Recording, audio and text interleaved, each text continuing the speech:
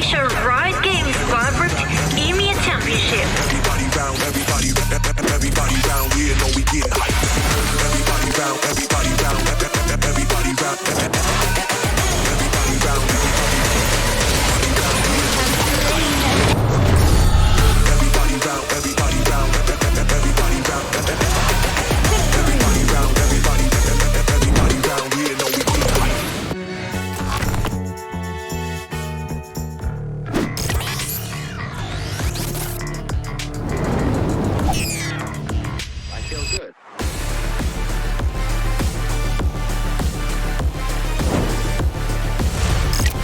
Put out more damage down in these team fights, but Zeph is quite tanky in the front line. You can see all this shielding coming through, and Joey this time gets charmed up and gets taken down, and that's exactly why Hester has been picking this Rakan and has looked insanely good on it. Now this Yuumi is not enough to keep everything alive. I think we can take down RIX, obviously. We are not playing to our top level. We are actually in a slope right now, and we are doing the best we can to come back from that slope, but Probably end the game as that's the hook onto Kamau. Kamau is going to fall. Absolute Zero gets blocked, and I was hoping to see a little bit more from Formulation, but RIX have absolutely destroyed them as random on that signature. Darius is going to go for the triple onto the killing spree. Yes, he said. You know, I feel like when it comes to this, there's two types of people. There's people who predict RIX and they're consistently correct, and there's Stress who consistently predicts against us and is always wrong. So I think if you want to be not like Stress, you should probably predict RIX for next week, and yeah, I think we'll be able to take the series against GLD.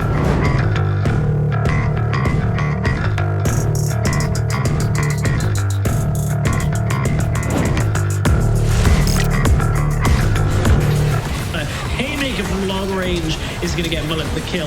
Now they're trying to chase down onto Framers. Kranix hasn't really felt his impact in this fight yet, but there's a double kill for the set. Gonna chase through his Nation, force the stasis. The absolute Zero. We knew we could win, so we never gave up, and we just played our game. We knew what to buy, we knew what to play, and I think we did it pretty well. It's going to be a long time before that Herald actually gets the tower. Acolyte in the front line for the time being. That's a really huge bullet time. That's an awful play for Team Queso right now. They managed to trade 1-for-1 for the time being, but they don't actually get the reset onto Acolyte. Oh, they played that. I don't know, man. In my opinion, BB, like, they're pretty strong. Like, you can call them like dark horse, you know, of European team. Like, they're pretty solid team comps. They're pretty solid players. And I think it's gonna be like pretty good match.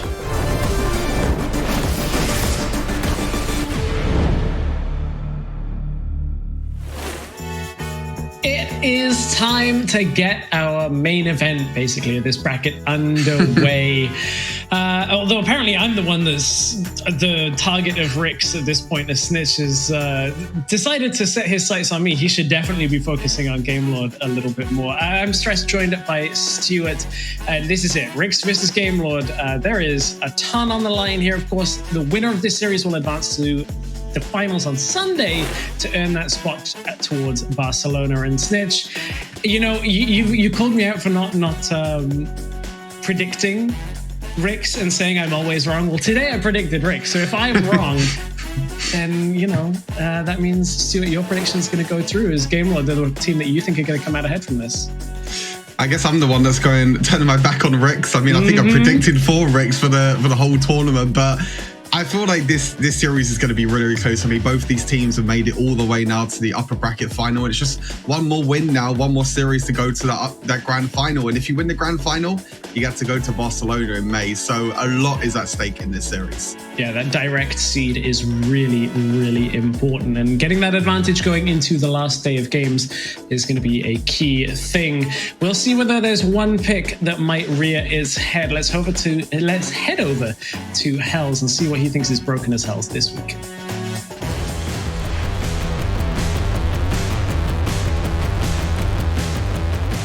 Thank you very much, Stress. And obviously, it's going to be Rakan. We've talked about the Ziggs before, but then we also have the Rakan. I'm sorry. boring. We also have the Rakan. And as they say, support is boring, but Rakan is not boring. This is an amazing champion. We saw players like Methanot, Xiao, we saw like Fluor, and there's many more names play the Rakan and do so incredibly well. And Rakan indeed looking very cute in his splash art, but he's not as cute in the game because this champion is so incredible. CC, shielding, the insane ultimate, just the combos that you can do with this champion is insane. The mobility that he has, everything, he has it all. And then on top of all of that, he has so much damage too, because full AP Rakan is the way to go right now. And here we can see, being able to deny assassins as well. This champion has it all. There was no real counters to it. We saw teams desperately trying to counter Rakan. We saw teams desperately trying to counter Rakan, but they just weren't able to do it. So we're definitely going to be seeing this being a priority pick in the current series. So back to Stuart and Stress to get into the series.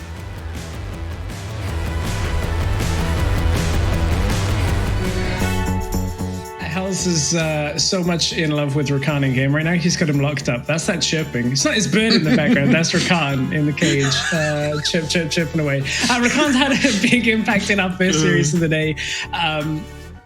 We then saw the Galio come out a little bit and deny some of what Rakan wants to do. But I think for these two teams, we have seen a lot of presence towards this Rakan in the draft. And when we take a look at the rosters for both of the lineups, you can find out why from these support players. Because on the Game Lord side of things, we know we've seen Hester play those engaged champions a ton of things. These are star-studded lineups: Lonely Kid, Zefta, Ruiz, Redemption, and Hester on the side of Game Lord. For RIX, it's Random, SE7, Snitch, Doom, and Clue.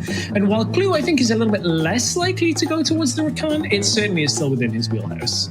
Yeah, I think both these supports are really, really good at what they like doing. You know, they both like to roam around the map. Like I said, Clue not as much on the Rakan, but he can pick up the likes of the Galio as well, which was seen as kind of a sort of a counter pick now for Rakan. You're seeing teams pick up Galio as the first pick and saying, okay, if you want to pick the Rakan, you can pick it into my Galio, but you know that you're going to have a really, really difficult time. But yeah, looking at the rosters, I don't even know where we have to start with the rosters. You know, both these teams across you know, all the way from barrel lane all the way down to support. There's so much that we can talk about. Yeah, you can pick any lineup and or any member of the lineup and you'll find something that is key there. I mean, that game where the Galio was first picked, they actually lost that one for Viv. So it's maybe not the best strategy for that going into it. We are narrowing our way towards the draft, but I want to hear what Hells has for his key points for this series before we get into game.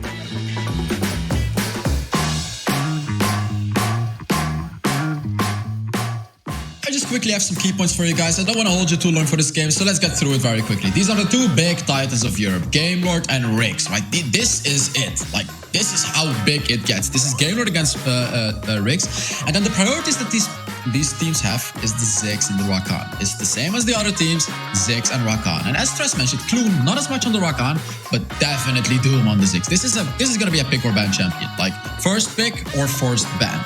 And then after that, the jungle rotations. This is going to be so incredibly important, especially from SE7. We saw the strategies that RIX has. They can do it all, really. They can even put SE7 like as a split pusher and still make it work. Same as Game Lord. Zefta, I mean, what even am I supposed to say? So let's just not say anything anymore. Let's just get into it and watch it live. So back to Stress and Stuart to get into this game. Yep, that's how good Zefta is from the jungle. We don't even need to say anything about him. He'll show us in game. Let's get this draft going. Let's do it. I don't want to make people wait any longer. I don't want to, you know, as casters, we have the start game button. So, you know, I just get teleplayers to get it going. I think Doom on Ziggs, not going to happen this series. I think Game Lord will be too wise towards that. The same with like Redemption and his Corki, I think is going to be gone. I think we likelier to find ourselves in a situation where we're delving deeper into that Dragon Lane carry pool. I think the duo lane is definitely one good place to start off. You talk about Redemption, who he didn't really have the best of performances last year overall, but he's definitely feeling his own now. I definitely feel like he's improving a lot. And Doom as well. Last year he was in the jungle for RIX, and now he's back on that duo lane role. So I think that matchup in the duo lane is going to be very, very interesting. Interesting enough, Fiora is going to be first ban on the blue side. So Game Lord saying to RIX is like, okay, we're not going to be able to pick it up. And then there you go. There's the Rakan ban straight away for RIX. Hester has looked so good for so long on picks like Rakan, so now not going to be the factor here. And SE7 drawing a ton of respect. And remember, for those of you that have followed from last year and have been around Wild Rift Esports for a little bit longer than the WREC, SE7 is a new member to RIX. RIX added him, as you said. Doom moved out of the jungle, so SE7 had a little bit of a rocky start in my mind in January with some other tournaments where it didn't look like they were on the same page, but he has become massive carry now. And we see a couple more picks banned away as Game Lord, going to remove the flex pick from the Gragas. There goes the Corki, there goes the Galio as well. You mentioned Clue has been playing that, but it's not available either. Yeah, not going to be available. I think the two picks is I was going to say Set and Ziggs, but there you go. Ziggs is already the first one that gets picked up for Redemption down in the duo lane. We saw the RIX were the ones last week that were prioritizing Ziggs as a first pick, and now it's the same. I mean, these two teams, we kind of call it the El Clasico really in Wild Rift. Both these teams have played against each other so many times, and I feel like this is a bit of a throwback to last year as well, because last year we always saw Ziggs as like a red side ban or a first pick, and now we're seeing it in this series as well. But the set is left open. That is going to be picked up for the side of RIX again. Can be flexed around, can be played in the Baron lane, mid lane, or the jungle, and the Varus priority as well, interestingly enough. So with Corkin being banned out as well, the priority of Varus definitely rises up, and that's going to mean that we're going to need a little bit of AP damage on the side of RIX. Yeah, I think the struggle comes though when you play a lot of bruises into Varus. He does struggle against tankier champions. Jace picked up. We have not seen Jace priority all day. That very well could be going to Zefta in the jungle. We've also seen it out of the top lane. We've even seen it in the bottom lane, but this time with Ziggs picked up, I do not expect it to be going down to that Dragon lane. Camille locked in. These picks are coming quite fast through, so could be Lonely Kids Camille there for the top lane. Yeah, Zefta played Jace jungle twice last week against Viv, so that's most likely going to be in the jungle for Zefta. And then, yeah, like you said, Camille most likely in the top lane for Lonely Kid might be up against Random Set, which that's another matchup as well that I want to quickly talk about. You know, Random used to play for Game Lord last year, now on the side of RIX playing against Lonely Kid, who has kind of been hidden under the radar, but is definitely looking to, you know, improve and looking to become one of the best Baron laners. And if there's anyone that you want to try and beat and solo kill, I think Random's definitely the one person that you want to try and solo kill. And Thresh, interesting enough, getting a high priority as well. So I wouldn't be surprised to see Game Lord banning out some AP champions. Actually ban out the Riven that we saw SE7 play last week against Formulation. We're gonna have to try and see, because Dyna is still open for mid lane for Snitch. I'm trying to think of other AP champions that might have to come out as well for the side of RIX. But for RIX, they're banning out supports. Nami being banned away from Heste. Probably another support ban as well. This is 4 bans towards Heste. And you know what the funny thing is? I remember one game, I'm pretty sure it was in the WREC, where there was 5 bans towards Heste, and he still came out on top. He still picked up a support, and he was still able to play really, really well. So Heste's champion pool is so wide.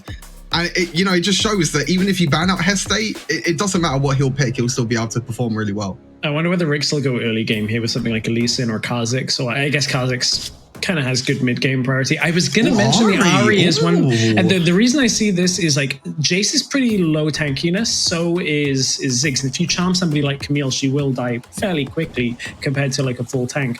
But this is RIX going heavily towards like earlier game skirmishes with Varus and Ahri, picking off early picks and trying to get those kills to start a fight and deny Game Lord ever going aggressive. That's going to lock us into our solo laners and our carries done, as Vi is going to be out of the jungle.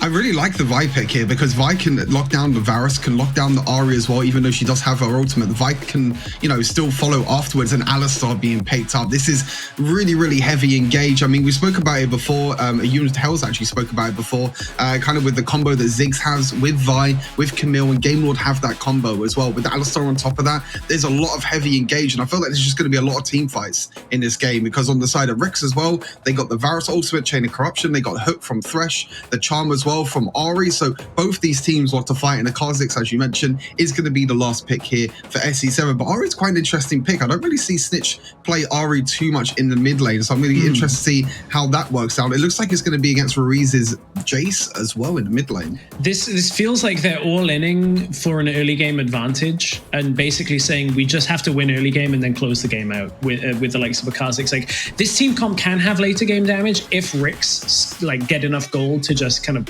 punish Game Lord with their wallet, but Game Lord's late game is really scary. Alistair won't die to Varus, Vi will be able to burst down a single target, Camille will cause problems with that Ziggs ultimate combination, so like 2 different compositions where they want to play, but if RIX get ahead, it could be a hard game for Game Lord to stay in Doom. Yeah, that Ziggs priority coming up pretty huge at the moment, being able to, you know, you can kind of create your distance as well. I don't think there's really anyone that can really jump onto Ziggs on the side of RIX. You know, Kha'Zix can try and dash forward, and same with Ari as well, which they can try to, but it's going to be really hard to try and try and engage onto the Ziggs in the end. But this is it, game number 1. This is kind of the moment we've been waiting for today. One of these teams are going to make it through to the grand finals. I mean, even though this is only the first game, this is going to be really, really hype. I'm excited because I think this series could go either way. Even though most people and I think most fans will go towards RIX, I still think Game Lord has a chance, and especially with this first draft as well, Stress. Yeah, I kind of agree off the first draft. I think you mentioned already how safe Redemption on Ziggs is going to be. It's going to take some pretty innovative flanks, I think, from the set, from Snitch on Ari, because I kind of think you have to pick that Ziggs up and actually like throw him into the fight, because if you don't, he's just going to waddle away.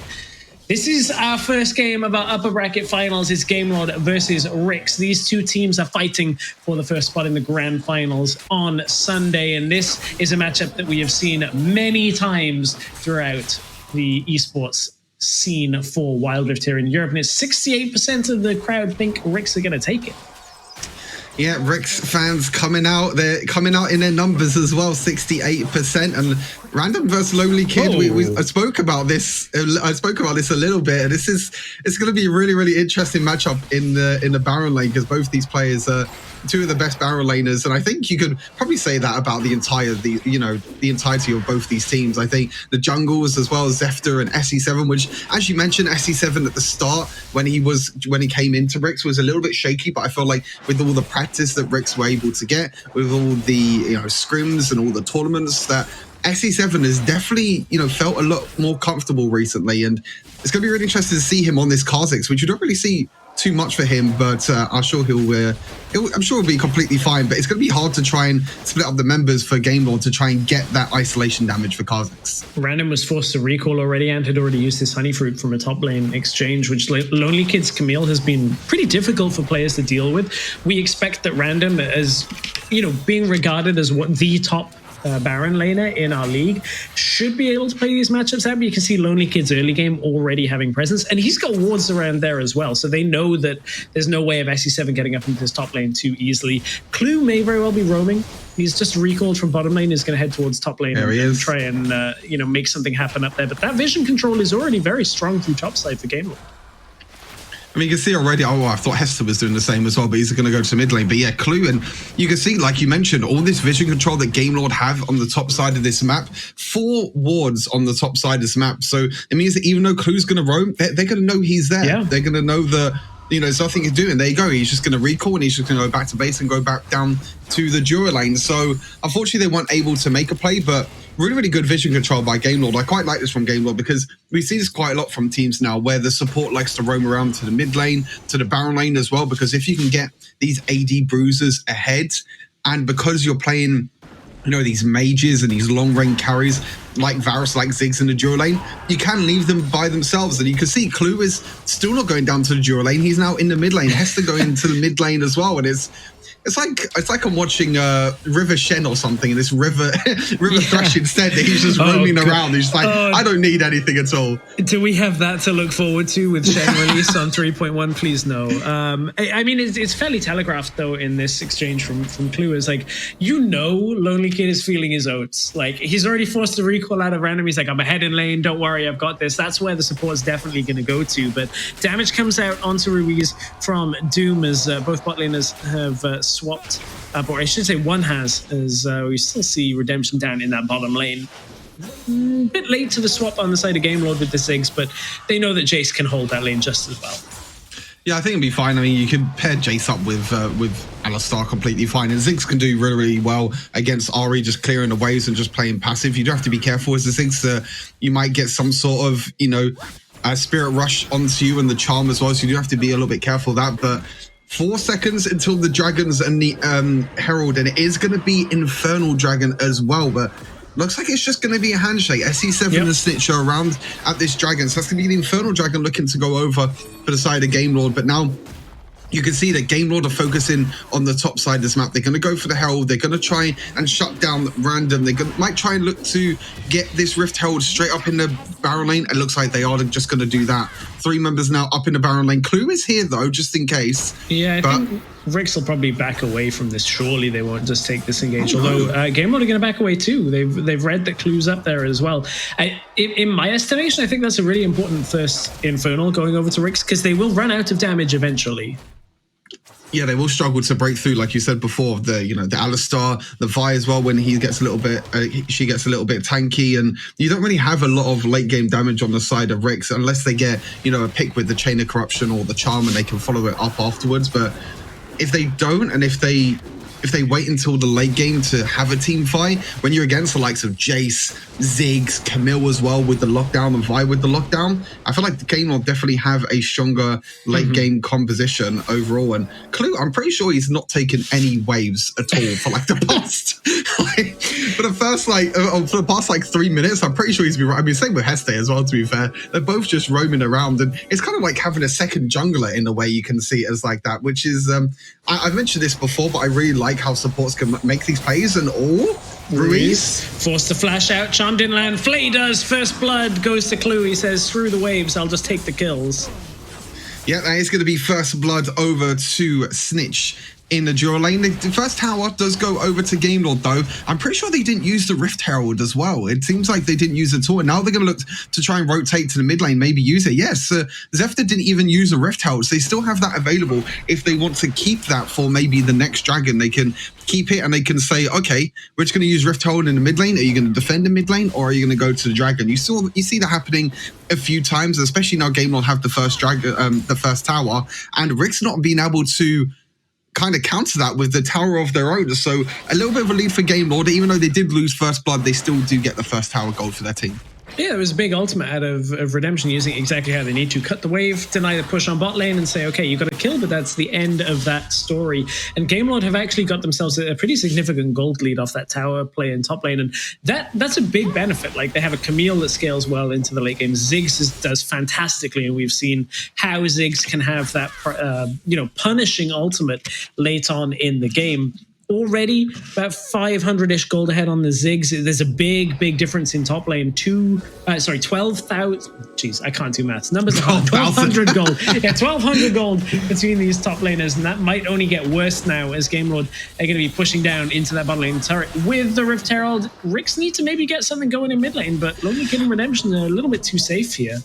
Yeah, this is really good rotations by the side of Game Lord. RIX trying to group in the mid lane, but when you're against the Ziggs, you just can't do anything. Ziggs can just throw out all his abilities. He can even throw out the ultimate if he needs to as well, if the mid lane tower gets put under any pressure. And again, RIX is slow on the play. Game Lord go down to the dual lane. They use the Rift Herald. They're able to get the second tower of the game, and RIX are just... I feel like they're a little bit lost at the moment. They're trying to trade in objectives. They're trying to maybe push out this mid lane. But as I mentioned, when you're against the Ziggs, you can't do that because there's no way that you're going to be able to have the minions there to be able to push in and try and get that. And a bit like you said already, a bit of an early game lead is, unfortunately the blue buff didn't go over to Redemption. I think the red buff in the end actually took that away from Redemption, so a little bit sad. But the next dragon is going to be Ocean Dragon, which is going to be spawned in 20 seconds, but also that Rift Herald as well. So Game Lord didn't keep the Rift Herald for this next dragon, but now it's going to be I feel like if Game Lord take this next Herald, they can look to try and engage mid, as Heste's a bit caught, but he should be fine for now. Yeah, RIX don't commit too much into that. Hester's going to have to back away and reset themselves for this next fight. I mean, both teams kind of taking this very slowly at this point. No real overcommittals in this game. As now we're going to go for RIX starting that dragon. It's going to be that first exchange as they back away. Smite was actually just used by SC7, at least the first charge, so won't be available for a little while longer if they start up this dragon. Just about to be back up. And they're going to back away again. RIX, we haven't seen this RIX for a little while. They look a little bit lost. I'm just going to be totally honest with you. And I don't feel like they can find any engages. Considering they are the early game composition, that does not bode well for them.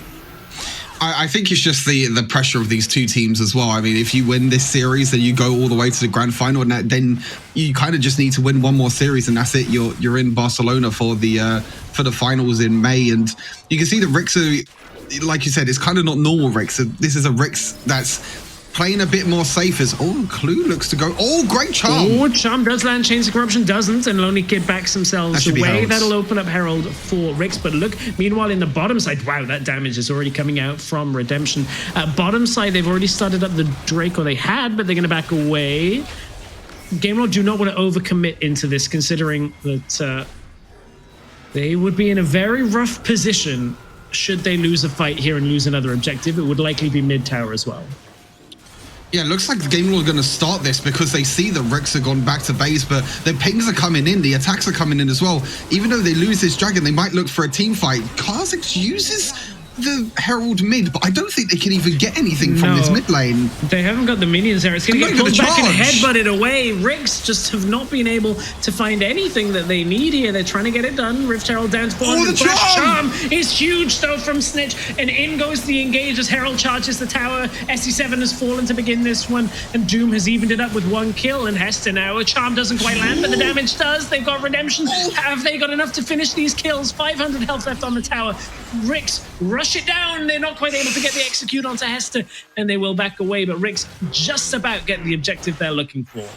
That's what they wanted. They wanted to open up that mid lane tower, and that's exactly what they did. Snitch there with a huge charm, and even though Zefta was able to charge in with the ultimate and use stasis afterwards, the chain of corruption, the follow-up from Doom just zones out the rest of GameLord. There's nothing really you can do. You can see this again. Snitch being able to jump in, use that flash charm beautifully onto Zefta, and you can see the chain of corruption. It spreads to Redemption, to Heste, and even onto Jace as well, and Random as well on the set with the huge super. And afterwards, look at this E-flash, boom, straight onto Ziggs, straight onto Camille, and that's another pick as well. And as soon as that Ziggs is dead, they can break that mid lane tower, and that's exactly what they wanted to do. They wanted to open up the map. They wanted Ziggs to play a bit more passive so they can roam around the map, they can roam around the river, and they can try and make these plays. So even though GameLord has a little bit of a gold lead, that was a huge win for RIX. Yeah, big win for RIX to at least, I might be sounding a little bit pessimistic here, but like if they don't get these wins, if these fights go to GameLord, this game will quickly snowball out. They've caught SC7, no. You can't leap out of that. Gonna try and invisible, gonna try and stasis, gonna at least absorb the Ziggs ultimate from here. Flash comes out, they're trying to get that Doom. Chains of Corruption will land, and it's not gonna be enough to do too much more, although there's the attempt from Snitch. He at least up that Foxfire to try and get close enough, but it's not going to work. RIX lose 1. GameLord will continue to try and advance through this middle lane as they got a lot of siege damage. Like they got a lot of poke from Ruiz's Jace and from Redemption Ziggs. Like it's hard to stand and defend a turret if you're RIX. Yeah, it is. I mean, the poke, you can see already the acceleration gate shock blast by Jace, the bombs as well from Ziggs. There is a lot of poke damage, and it's quite hard to wave clear if you're an Ahri, because even though she does have pretty good wave clear, she doesn't have the biggest of ranges. So you kind of need Doom to come into his mid lane so he can use that piercing arrow to clear the minion waves. The Baron's going to be up in 25 seconds. So it was a good pick onto SC7, but they didn't really get anything out of it. It's just a kill gold, and that's about it. And we've only seen 5 kills in 13 minutes of this game. I mean, even though we've not seen a lot of kills, and it could be another kill though. SC7 caught again. Caught again, and look at how Lonely Kid is just focusing out this essentially carry from RIX. Like SC7 has done such a good job in these games when playing on a carry like Kha'Zix of being the one getting aggressive plays and kills to work, and he's getting punished now. This Camille ultimate is stopping him in his tracks. It's the lockdown that GameLord have, the Camille Hextech ultimatum, the Assault and Battery afterwards, the Vi ultimate, just being able to lock down a member. And that's kind of the difficult thing when you don't really have that, that mobility or that disengage. And Gragas is one that comes out to me. The Gragas ban by GameLord kind of denies most of the time all this engage from the likes of Camille, Vi, and even, Heste afterwards. But because they don't have anything like that, they have nothing really to stop the Vi, to stop the Camille at all. So they can just keep roaming around the map. It's kind of this pairing, Lonely Kid and Zefta is this pairing, which they have done for the whole of this game so far. able to roam around and get the picks off. The next dragon is going to be Cloud Dragon, so it's going to get movement speed for the team that picks it up. It's going to be up and available, and you can see both these teams are around there. Hester's getting caught, but he's a tanky cow. He's got in! Double knockup has done everything that Game Lord needed it to, and it's going to be the stasis to come out, trying to save Random. Not going to be enough as Zefter has his Guardian Angel. Won't get popped, though. That's the exchange of kills as SE7 and the rest of RIX have a lot of damage in the tank. This is the early game composition. There's everybody forced to dodge the arrows. Big stasis used by SE7, and look, the damage on the back end. Ruiz can't complete the kill, but it is going to be Redemption that gets it. Snitch lands a huge charm over the wall, and Lonely Kid is just able to survive for now. Snitch has 2 low health targets in front of him. Redemption puts damage down, backs away. That was about as good as RIX could turn it around from the end, as Game Lord had lose 2, and so do RIX.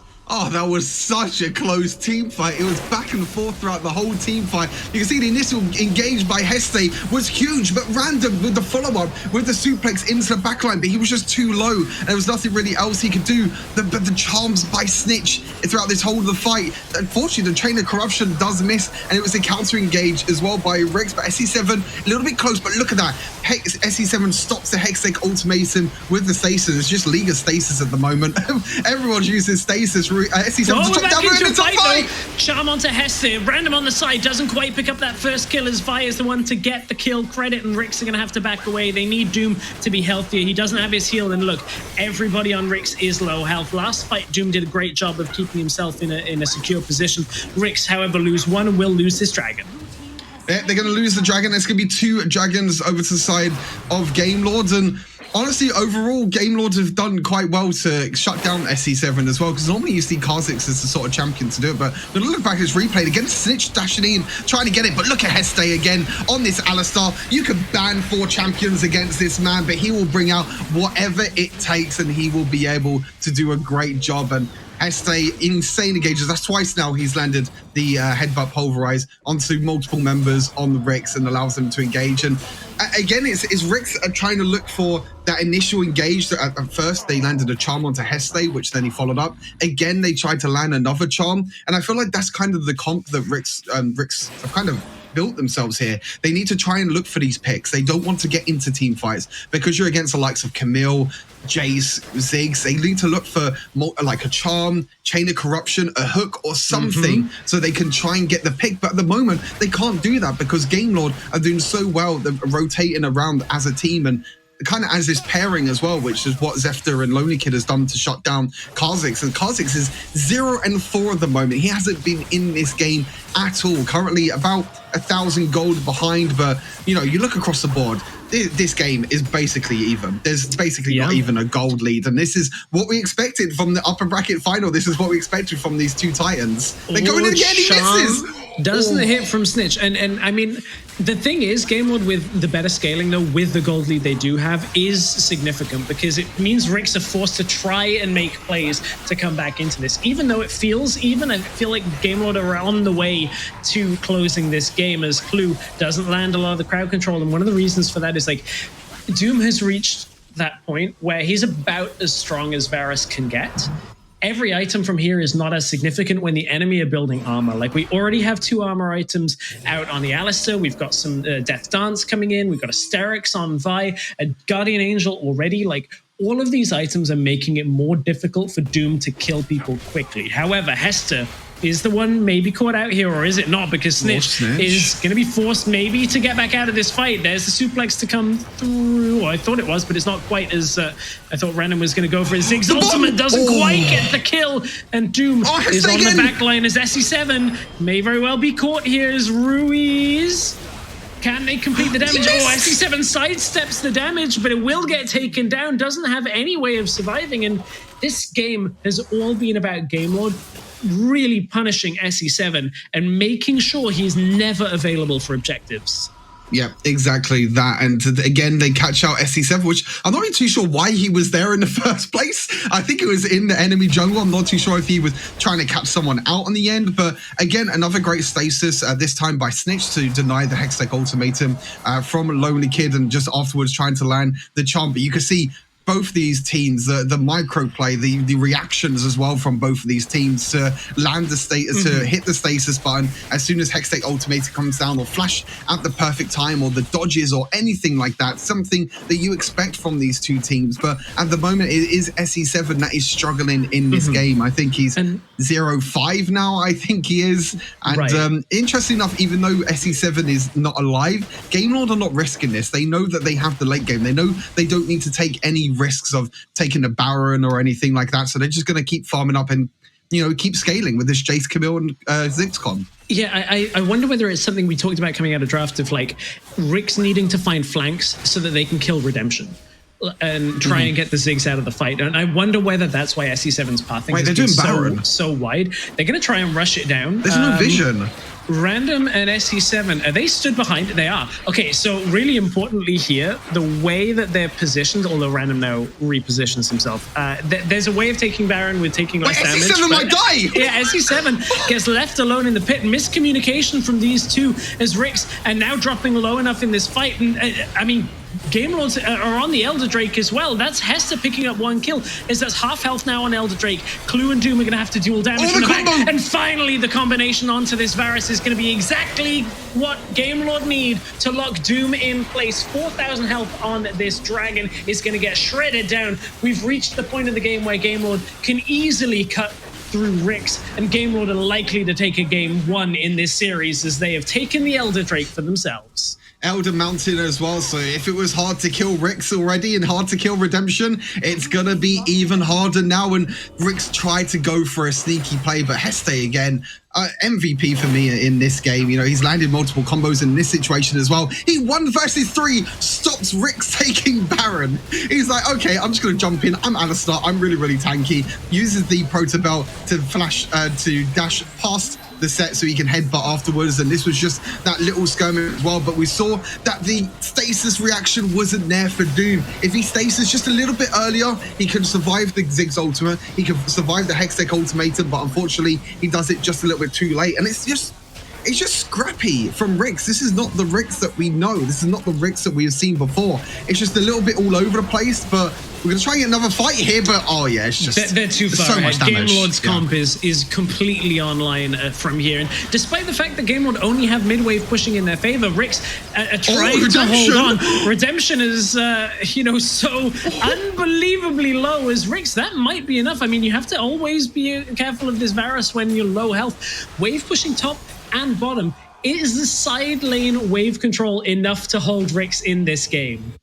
It looks like it will be for now. No inhibitor is going to go down yet. That's normally what you want to see when someone takes the Baron, but Redemption's stepping up a little bit too far for my liking. I think he has one of the longest ranges as Overreach against Snitch. There's SE7. Can he get the first kill of the game for himself? If he can get the damage down, surely he can take out Ruiz. Ruiz takes the fight and wins. This has not been the game that SE7 wants as RIX. They've lost their jungler. They still don't have Random from top lane, and Game Lords, the Baron buff is still active. They can push through mid lane. This has not been the game that RIX were looking for. Hester over the wall is going to destroy the hopes of RIX for game number 1, and Game Lords have looked incredibly good. They have bounced back as Random tries to suplex. It's not enough. This is a handicap match as Game Lord are 4 versus 1 against Random, and Lonely Kid is just going to hookshot his way through the base. The Nexus gets focused down, and Game Lord take 1 step towards the grand finals. What an absolutely insane game 1. Give me 2 more games of that, please. Give me more games of that. What an insane first game. Ruiz in the end, our Horizon Cup representative that went, you know, to Horizon Cup for Team Queso, comes up with the clutch 2 versus 1 in the end as well. And unfortunately, like you said, for SE7, it just wasn't his game on the Kha'Zix. He got caught out from this guaranteed sort of engage by Camille and by Fiora, and in the end, is Game Lord that come out on top. The thing about that is I totally agree with you that like SE7 couldn't find his game. I think so much of it came from picks like this Camille. You know, Camille received a bunch of nerfs and everyone was like, Camille's, you know, in the ground. She's not going to get played. Her ultimate even if it's a lower duration, does exactly the same thing that it always does. We saw it work against Doom. We saw it work at least 3 times against SE7 here, where it's just like, you cannot escape. The rest of the team are there to put damage down. It doesn't matter if it's a little bit shorter of a cooldown. You get to focus down a target. And then SE7 was just stretching to try and get plays because the draft from RIX meant that if they did not find kills, they could not win the game.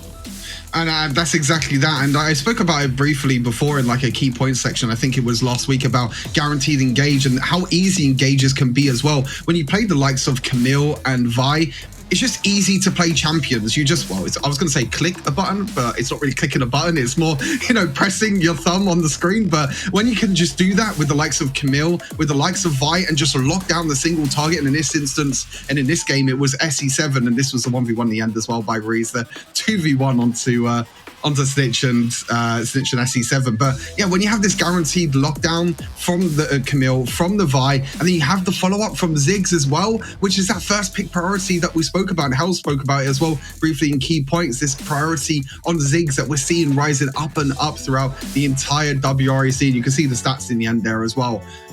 Insane performance by Heste, even though he didn't get, you know, the best KDA, but I think there was 3 or 4 fights where he was able to land the, you know, the headbutt pulverize, or it was the protobell into headbutt into pulverize, and him surviving and him stopping that kind of cheeky Baron play as well from RIX definitely made a huge difference. A huge difference. I mean, Snitch, I think, had an actually pretty good performance on the Ari in general. We weren't really expecting it out of Snitch. But I mean, RIX, I think the whole draft is kind of the issue. They drafted themselves into a real corner where there were no real options to come back into this game. At no point did RIX have a gold lead. And that's problematic when you draft for the early game, because Game Lord then said, okay, we just won't fight you early on and you'll run out of damage and we'll just win the game. And that's what happens when you pick a scaling comp, and the kind of the problem that RIX had is that they weren't able to roam around the map. They weren't able to get these picks. SE7 was trying, but he was always by himself. And when you're by yourself as a Kha'Zix against a Camille, against a Vi, you can easily be shut down. And that early priority that we saw on Set and Varus didn't really pay off. I mean, when you ban in the core key, when the Ziggs gets first picked, you feel like you have to go to that Varus, because if that gets banned, then you're going lower and lower down on the duo list. And when you have a star player like Doom in the duo lane, you want to get him on a comfort pick, and that's going to be really interesting now going into this second game. Is what are the changes going to be for both these teams? Yeah, that being said, we've seen Varus fall off a lot in priority. We've seen people trying to pick things like Kai'Sa in for the late game and that kind of thing. I wonder whether that's just as you said, they were trying to get comfort for Doom, where maybe that they really like over prioritized the Varus in this composition when there aren't enough other late game carries. Let's take a look at our play of the game and see where it all went so right for Game Lord in game 1. Yeah, we're going to be seeing the play of the game here, and I want to see. This is the 1 versus 3 defense by Heste. Honestly, it wasn't a bad play at all by RIX. They tried to go for kind of a desperation Baron in the end, but you just don't have enough tankiness with the Set and with the Kha'Zix. You can see the Set was basically 1 HP, and then it's the combo that we spoke about, the lockdown. Camille ultimate, look at that, Vi ultimate straight afterwards as well, and Doom can't move at all. When you're playing in a mobile carry like Varus, when you mistime that stasis, which sometimes it's the little things, you know, one little misplay. If you don't press that stasis button, if he pressed it 1 second sooner, he would have been full health. He would have dodged the Hextech ultimatum. He would have dodged the Ziggs ultimate, and maybe he would have been able to survive. But a 1 second, a 1 millisecond difference between life, life and death in these games can mean so much, and so much for these teams. And that is exactly why these two teams are in our upper bracket finals. That is the difference between them as well. I am not expecting RIX to go down without a fight here. RIX have 2-0'd their way through every single series so far. They now find themselves 1-0 down. We'll see whether RIX can bounce back or whether Game Lord are going to kind of reassert their control and take this 2-0. One of these teams goes to the grand final on Sunday. We'll be back in a few minutes to see which one it's going to be.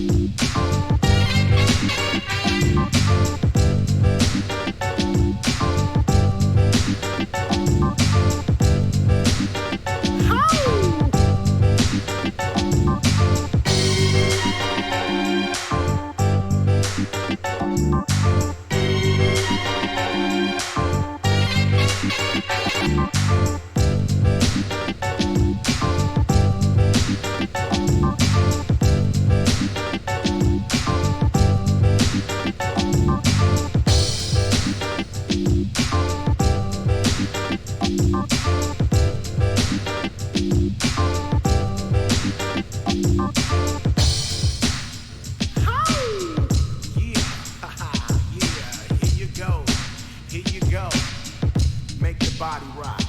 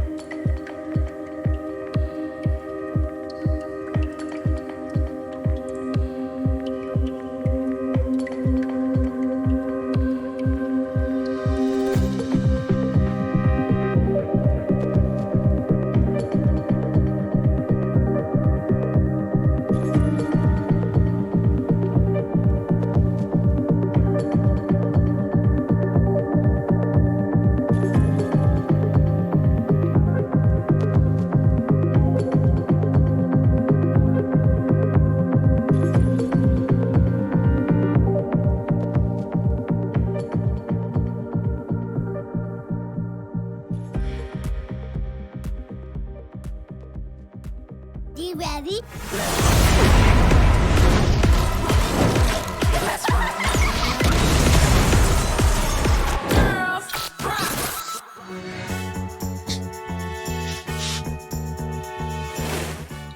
Welcome back to the WREC upper bracket finals, where GameLord are 1-0 up against RIX. That was an exciting first game. I'm so looking forward to getting into our second one. Stuart, I think there's a lot of things to talk about going into our game two. I'm going to let Hells talk about it first, though, so that we don't steal all of his points, because I did that to you earlier, where I was just like, here's 3 points, and then you're like, oh, well, some of them are what I wanted to talk about. So Stuart, it's okay, I see. It's okay. We'll get to us later. Hells, what have you got for your key points for game two?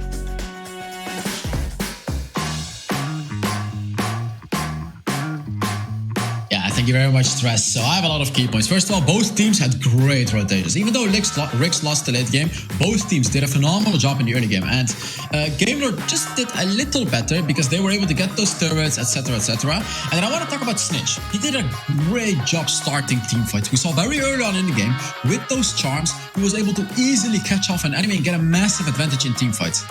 But talking about starting teamfights, the same story goes for Heste, but he did an even better job. And we saw it happen into the late game, actually. Heste just going in like an absolute madman, or a mad cow, I should say, because he was playing Alistar and just doing so well and enabling GameLord to skill into the late game. And getting into the late game, the RE doesn't do as much. Before Kha'Zix wasn't able to do much, that's where GameLord was able to get into the late game and completely dominate RIX game. So that is it for the key points for this game. Back to Stress and Stuart to get into the next game. Hearing the word mad cow just reminds me of that time in the UK where people went on this like crazy thing about like tainted beef in the late 90s. Anyway, sorry, that's only if you're like a 30-year-old British person that you remember that one, if you're old. So, you know, me boomer over here, not able to keep up with the kids on the mobile. That's why I'm not anywhere outside of Diamond 2 yet. That's your update for today. Anyway, let's focus. Still Diamond 2? Yeah, I might have decayed actually. But let's focus on this series. So, game two. we were discussing during the break. I think Ziggs has to basically be the absolute highest priority here.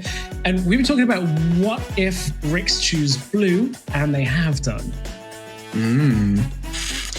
I think, so what if RIX choose blue, Stuart? Come on. No, I was just about to say it. So, I mean, we spoke about it during the break. I mean, if RIX pick blue side, Game Lord have to ban it. They have to ban it away. They know that because RIX are now going to be on the blue side, they're going to have that first pick. And you know, they've done it before. They're going to do it again. They realized how strong it was last game as well. They're gonna ban it away. So, or they're gonna pick, you know, RIX are gonna first pick it. So Game Lord now, all eyes are on their bans. I want everyone's eyes to be on RIX or GG's. Oh no, sorry, not RIX's. Game Lord's first bans on the red side. And would it be the Ziggs as the first ban priority? We'll have to wait. But I think overall, I think banning out Heste as well was probably not the best idea, you know, because they banned out 4 champions for for Heste, and he was still able to perform really, really well on Alistar. The Rakan still gets the high priority. Now he's going to be Ziggs. Or are they going to maybe leave it open and maybe RIX are going to be banning it away themselves? It's going to be Fiora for now. So same bans at the moment, but as you mentioned, I don't think RIX are going to ban it away themselves again. It's just support bans on the side of RIX towards Heste again. Yeah, RIX have to just go, okay, we'll see where the Game Lord third ban it. Game Lord will probably third ban it, if I'm going to guess, because there's no chance really that RIX bans Ziggs in my mind. Like, Doom has played it so many times and looked very well on it, looked very good on it. Game Lord have now the opportunity. So Redemption is going to lose his Corki. Yep. Ziggs shoots up in priority now because now he's the absolute best bot laner. Not that it wasn't really contended before. There it is. Makes sense. So now where do we go? Camille is available. Fiora's available. No, not available. Sorry, banned. It's Set that's available. Jace is up. A lot still there. Oh, it's going to be the Camille picked up by RIX, so they're going to get that guaranteed engage that I spoke about before. And it is a bit of a flex pick as well that can be played in multiple roles, but most likely it is going to be up in the Baron lane. But now, do Game Lord pick up Varus here? We saw a bit of a high priority on Varus from RIX once Corki and once Ziggs get taken off the board. I have to see it's going to be the same thing again. Other champions that we've seen, we saw Morgana being played a lot in the duo lane. Brand also, as well, we saw today. Redemption and Hester, they played the Seraphine bot lane. And I think without the Ziggs there, you're now looking towards like more damage over time, and that sustain comes back in from Seraphine. So like I would say Game Lord have shown us a little bit more there in that bottom lane of variance that RIX haven't as yet shown us. I think it was Seraphine Sona, if I remember correctly, from last week. And there you go. This is the power of red sides. You take one, you take the Camille, but we take Jace and Set. 2 huge picks for Game Lord right now. Again, we saw Ruiz pick up the Jace, but it can still be jungle Jace as well. They do have that flexibility, and they do have the red side now, so they do have that option to leave it for the last pick. Olaf has been open, so that's going to be the pick now. And is it going to be? Is it going to be Yuumi? Is it going to be Olaf Yuumi here for the side of RIX? Will they risk it? It's actually going to be Orianna, so it's probably going to be banned away from Game Lords. So that potentially gives me some information that they really want Doom to be on something that is safe for him. Akali picked up as a bit of an assassin threat to try and get into the back line and take out Doom. If they do end up like getting an odd composition with this, where Lulu and Yuumi get banned away, then I think RIX, again, over-prioritizing Doom's comfort. Yeah, it seems like it. They're going to be picking up the Orianna, like you said, just making sure that Doom is on a champion that he's comfortable with. They don't want it to be banned away. But now RIX can start to ban duo lane champions. There you go. The Kai'Sa being banned away, and also champions like maybe Morgana, etc. as well could be banned away. But Game Lord don't have a duo lane, but maybe Seraphine might be banned. We'll have to see if that's going to be one of the champions. Yeah, it surely has to be like an option here for RIX. I don't even know that I would be that afraid of a Kai'Sa right now.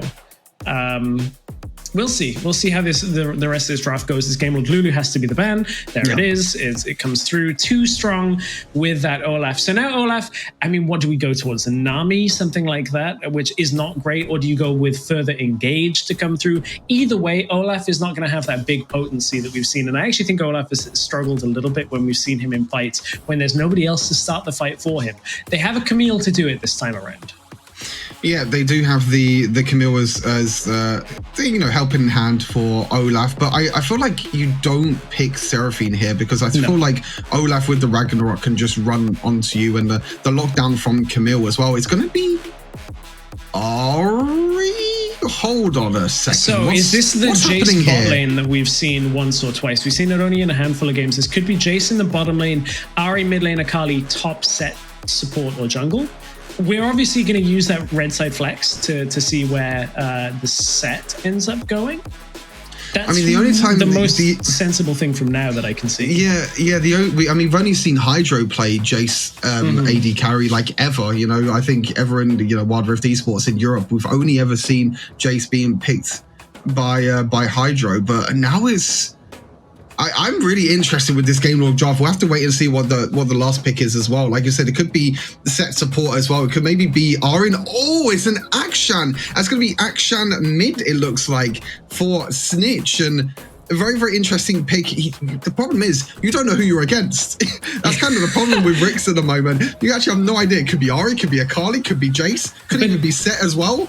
With that in mind, there's a slight chance it could be Ori mid as well. I think it's more likely on Doom. But having a ranged matchup at least gives you an opportunity. And a Xayah, so Jace jungle, Xayah set bot lane, Akali top lane, and Ari in the middle lane, surely.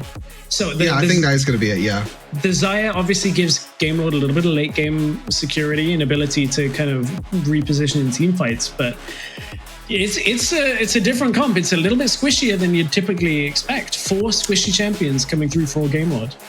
Yeah, not really a lot of tankiness at all, because even though you might see like Jason set as a bruiser, they're still going to be building a lot of damage. I really like the Xayah pick here though, because if you can use the Featherstorm, if you actually time it perfectly, you can actually stop the Hextech ultimatum from Camille, which is going to be very, very important to keep your eyes out on in the second game. But when you're getting run down by an Olaf, when you're getting jumped on by an Akshan as well, it's going to be really hard. And I think Olaf might be having a pretty free time here on this SC7 on this Olaf, because when you're running in onto the members of Game Lord, they don't really have anything to really burst him down and stop him, because he's going to be unstoppable as well. But 2 different drafts going into this second one. We got Akshan, we got Xayah.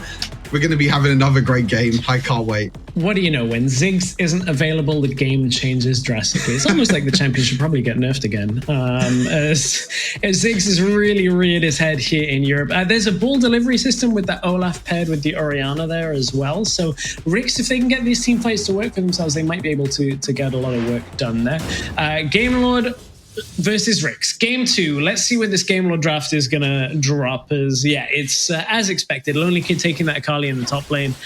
We don't see a whole lot of Akali top lane. It finds itself from time to time being played, but it's more of a solo queue pick, right? Yeah, most of the time you see an Ori in the mid lane now. There was changes that happened to her quite a while ago, which actually nerfed her early game quite a lot. And wow, the numbers have turned, Stress. The Game Lord fans have come out of this. Yeah. They've turned around. They were RIX fans last game, but now they're Game Lord fans. They want them channel points. But no, sorry, back to the Akali points. So yeah, you might play Akali now in the mid lane as always. Early exhaust goes down. Not going to be doing anything there, but yeah, the early laning phase is going to be really hard for Lonely Kid, especially against Random as well, because Random could just do this, can just trade. There you go, really, really easily against Akali. You can see already the struggle that Akali has in this early game. She has one of the the lowest base healths in the entire game. Her armor and magic resist is not that great as well, and her trading is not that great because she uses energy, which sometimes she can run out with really quite often in the early game. But if Akali can scale, or if when you're against the likes of an Akshan, of an Orianna, even Nami as well, you just need to wait again and scale into the late game, and you could be that scary assassin that RIX do not want to deal with. Importantly, Doom flashed in that bottom lane where that exhaust went out, so that's not going to be available for a little while. I don't think it's going to have the impact. It will be back up before the first fights, but if they were able to catch some crowd control there, that would be an opportunity, of course, to punish as Random and Lonely Kid going to duel in the top lane, back and forth. These are basically 2 of our absolute top Baron laners, so always fun to see different matchups get played out by these, and this is certainly one that I think we get to see less often. Hester on this set. I said during the break off camera that I actually think Hester is the best support in the league right now. On these engaged champions especially, I think he is uncontested with his ability to start fights and punish enemies. I totally agree with you. I mean, you can see that even if you ban out, 4 or 5 champions against him, he can still pick up, these unique picks that we're not seeing too much. And Set is another one as well. We saw Set being played a little bit by Zero Zone previously in the tournament, and Floor played it as well. But we haven't seen on Hester, so we're going to be seeing how he shapes things up. He is going for Aftershock, so he's probably going to go for a full tank build, is what we've seen before. The great thing about Set is when he roams. When he roams around, he has that early game kind of pressure. Especially against a Nami as well, because Nami can't really do that much when roaming around in the early game. You can see that Heste is already looking to roam, but he can use the likes of the Face Breaker, even the Haymaker as well to survive. And then when it gets into the late game, he's going to be used as kind of that disengaged tool. So I wouldn't be surprised to see Heste focusing on random with these suplexes to kind of stop the initial engage. Yeah, it's going to be interesting to see that interaction as well with Set against Olaf, because I'm pretty sure if Set, obviously I think this is pretty obvious, but like if Set ulties SC7, he won't be able to do anything. But there you go, there's the top lane.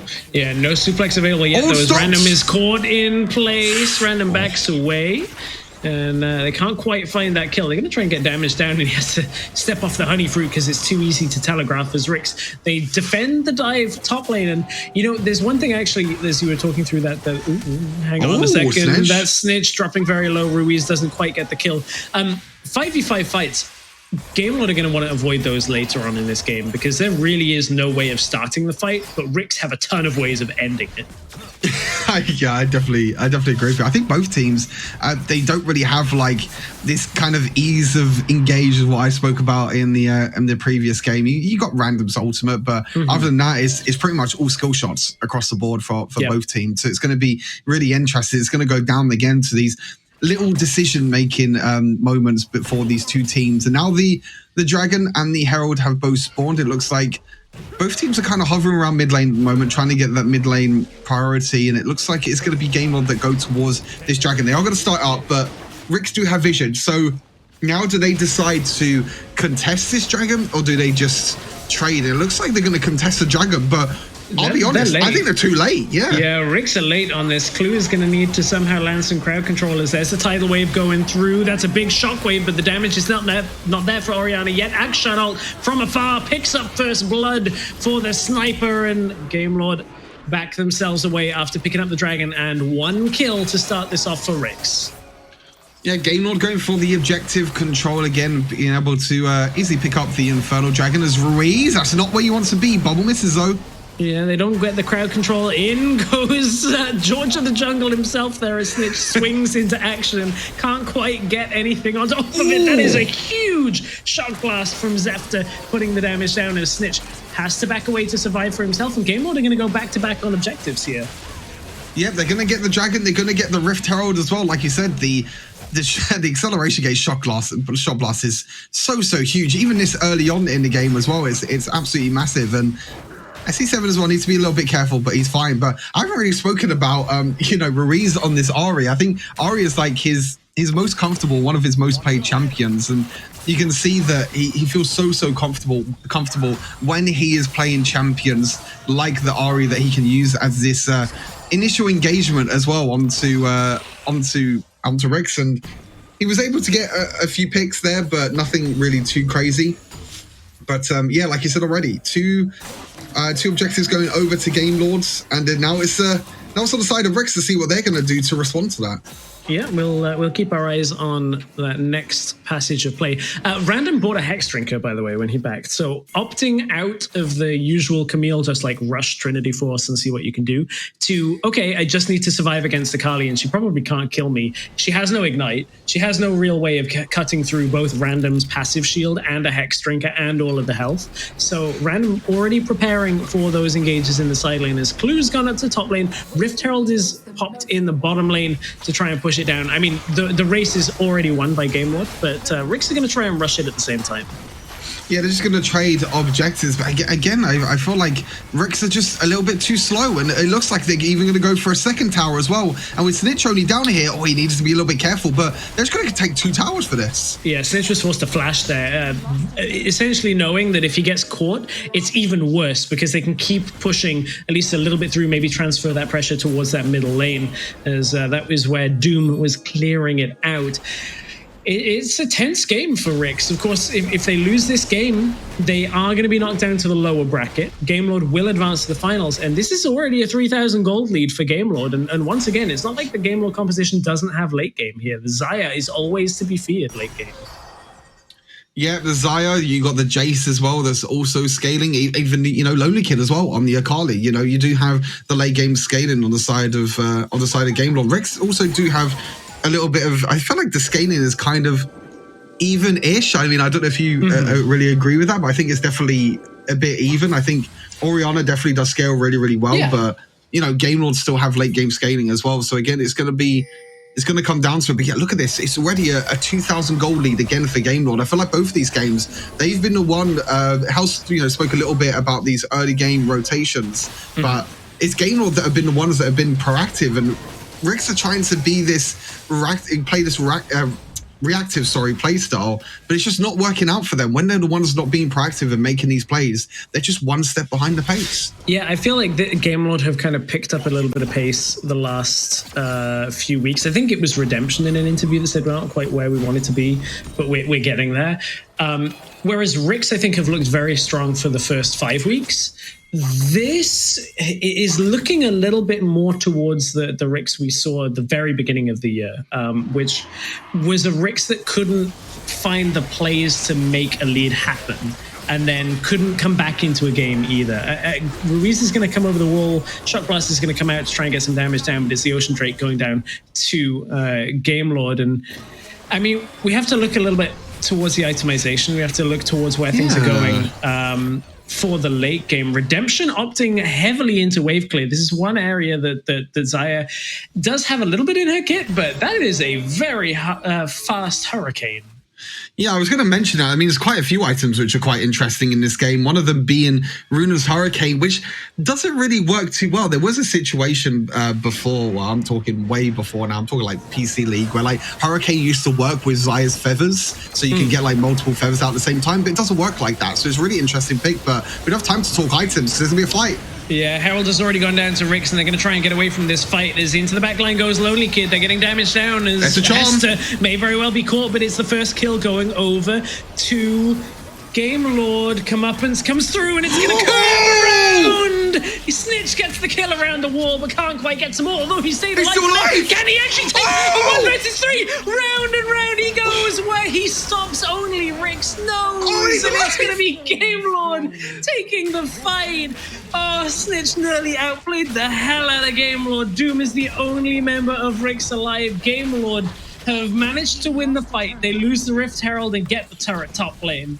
Ring around the rosy. Snitch, unfortunately, he wasn't able to survive in the end, but it was RIX that started off the Rift Herald, but Gamelord afterwards, a huge suplex by Heste, and the Haymaker afterwards did so much damage. And his ultimate here by Snitch, he uses the third ability to go around Ruiz and around Zephyr and pick up Lonely Kid in the backline. Unfortunately, we're not going to see the play again in the top side. Oh, we will. And then Snitch tries his hardest. He dodges the Q, he dodges everything, and SC7 afterwards, look, he eats the minion. SC7, what are you doing? He ate the minion, Zephyr survives, and in the end, I think it was an even trade. I don't even know what the trade was in the end. I think it was completely even, but we're going to get to another fight as well. Ruiz is caught. Yeah, Ruiz is going to get dropped very low. In goes the bubble. That was huge from Clue, but Clue has fallen. Gamelord just have too much damage. It doesn't even matter that the crowd control landed, as it's again only Snitch trying to save RIX from this position, but he's no flash, no barrier, no ultimate, and Gamelord are just edging these fights forward. I said it was only Snitch. Clue did actually survive, but Snitch going to try and find Ruiz. Charm has landed, can't close the distance, and Snitch is going to go down towards that bottom lane to de-push the wave. Oh, that bubble by Clue was nearly the difference there. And like you said, even though Clue landed the bubble, it was Lonely Kid, again, just being able to easily dive onto the back line. Look at the triple bubble, the Herald on top as well. But Lonely Kid, look, he dashes back in. He goes into the back line with that Shroud as well, turning invisible. And that's an easy double kill. He tried to flash forward to get a triple kill as well on the Snitch. He wasn't able to get it, but RIX kind of got a little bit baited there. I think the Herald definitely helped out as well. The Herald knocked back the members of Game Lord on top of the bubble as well. But wow, Lonely Kid on this Akali coming up huge. And Zefta, please they're trying to block. They're trying to block. Doesn't get enough damage, or at least doesn't have enough health to survive through. And RIX maybe very well have found how strong Snitch is right now. In the last fight, we saw Clue respawn because of the kill from Akshan. That was why Clue was back into the fight already using that movement speed. Oh, that's a flash forward from Hester trying to get the fight continuing in Game Lord's favor. But this is more in RIX's favor. They have all 5 members still available as Zefta is dead. 10 seconds. Dragon is up soon, and Lonely Kid is getting dropped quite low. Random is waiting for him. Hextech Ultimatum is going to lock Lonely Kid in place, but they can't quite get the damage to finish him. Stasis comes out. Random pops the second charge of hook shot, and Random has had to flash. This is such an extended fight. Zefta is back available as the Cloud Drake has spawned, and Ruiz is on a ward looking for a flank. Oh, Random just trying to catch out Lonely Kid, but it's so hard to catch out Lonely Kid. Oh, the charm just misses by Ruiz, but this is another dragon. This is a third dragon, but they don't want to stop this. The teleports are coming in. TP from Random comes through. Tidal Wave is going to begin the fight. Hester's going to slam into Doom, and the rest of RIX comeuppance from the bot lane as Clue is dead. Can they get it to land as Redemption drops low? In goes Random, tries to get an SC7. He's running rampant through the back of the line. Here is a double kill already. RIX have found the fight that they needed, but SC7, he died and respawned thanks to Akshan's passive, and now RIX are on to the Baron. We're talking about ring around the rosies with Snitch, you know, SC7 jumps in, he's like, cool, I'm dead, oh, I'm back alive again, let's go and take this Baron.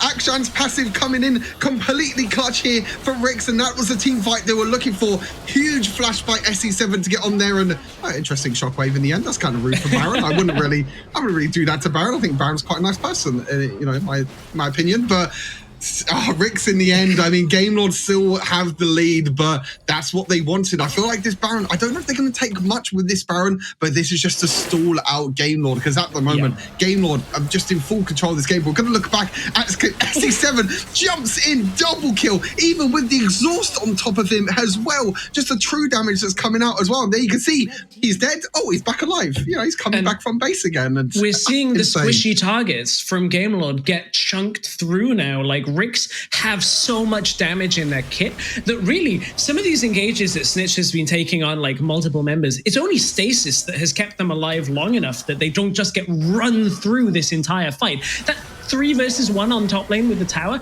2 Stasis with a difference between both of them dying, and Snitch pulling out a monster play. It's a game of millimeters, Stress. You know, it's a game of small margins, and you can see why these two are 2 of the top teams that we have in Europe. But yeah, Hester on the flank. If he finds Doom, he's going to go in. Or Snitch, he's going to go for Doom. Doom stasis is immediately, and now Hester is locked 1 versus 3 in place, and he is dead. Shut down by RIX as they're going to go in. 1 stasis can only buy Zefta so much time as the bubble is going to lock him in place. Shockwave hits 2, and in comes Random from the side as well. Comeuppance surely will deal damage as Game Lord now forced under the tower. The Baron buff is going to help these minions push in, and it's the side lane. Random is doing what he can. Lonely Kid goes in on this Akali. He has found 1 already as Doom is in the death chamber. The Snitch has been forced out as well. They've pulled Random from the side, and it looks like they might have been able to do this for RIX. In goes SC7 on low health with Random. Can they pick up the kill? The charm does land. Ruiz playing on the edge of destiny, and Ruiz survives for just long enough that Random survives too. Flash goes forward. They've done enough with Redemption. The feathers get pulled in. Nobody is there. Random's going to jump over the wall looking for some honey fruit and stays alive, but that is a fight that Game Lord should not maybe have won, and Game Lord have steadied themselves in this game for now. Stress, what is going on in this game? This is just back and forth team fight after team fight. I don't even know how to call it. Game Lord are going to be able to take up this mid lane tower, and we're going to look back at this team fight again. The shockwave on top of the bubble kills off Zefta at the start of this fight. But meanwhile, while this was all happening, Random was pushing down in the bot lane. You can see he goes back to the bot lane as well, and that means that Lonely Kid can look to engage. And with all this mobility that Lonely Kid has on this Akali, he's able to dash multiple times. But SC7 and Random, they feel really confident. Random has full health, and they were already low. The W on top of the Hextech ultimatum from Random, he was so close to taking down. You can see Maurice with a sliver of health as well, survived for so long in this, but Random, did pick him up in the end, and he was able to survive as well, the stasis in the end as well. We're getting into more fights. The Action Ultimate doesn't really do too much, but this Elder Dragon is up, but it's actually, funny enough,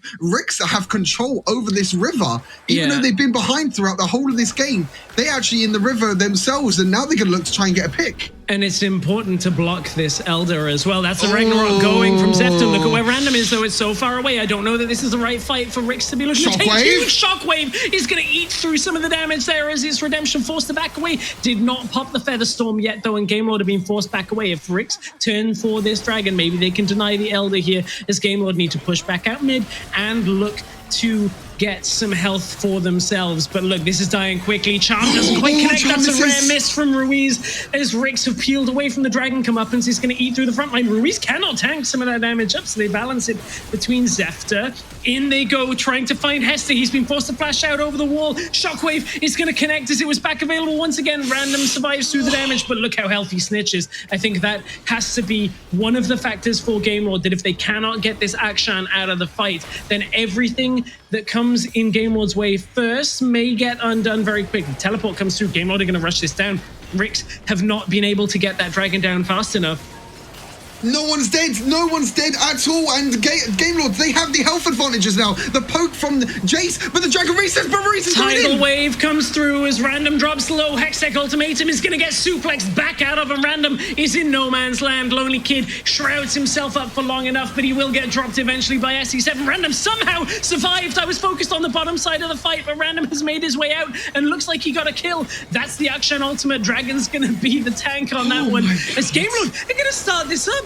They think that RIX are respawning, or at least recalling from here, because they had such low health bars. Clue uses the plant to get the vision down. The teleport is going to put Olaf right next to Redemption. He's back on full health. RIX have reset the Dragon again for this fight. As shockwave this fight. Another massive shockwave for this fight is now Snitch. They're using 5, the healing that's 4, coming from Nami. If Random can lock them out of the pit, I think they're going to be able to do it, as Ruiz is going to dash his way through the fight. RIX have surely done it from this situation. They've taken the Elder Dragon for themselves. They've aced Game Lord, and they'll look towards the Baron.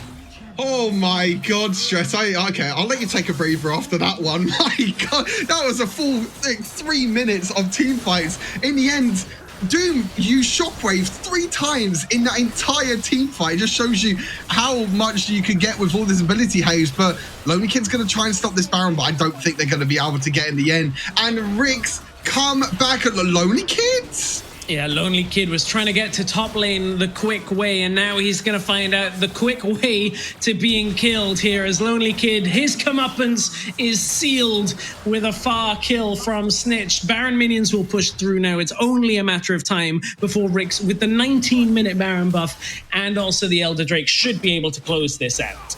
Oh, wow. I mean, I think we need like a whole episode or something of that whole team fight that happened around the Elder Dragon. It just shows how important Elder Dragon is in this game because of the extra damage you can get, and especially because RIX know if Game Lord take the Dragon with already 3 dragons, under their belt, then there's pretty much game over from there on out. But now Random's by himself at the moment.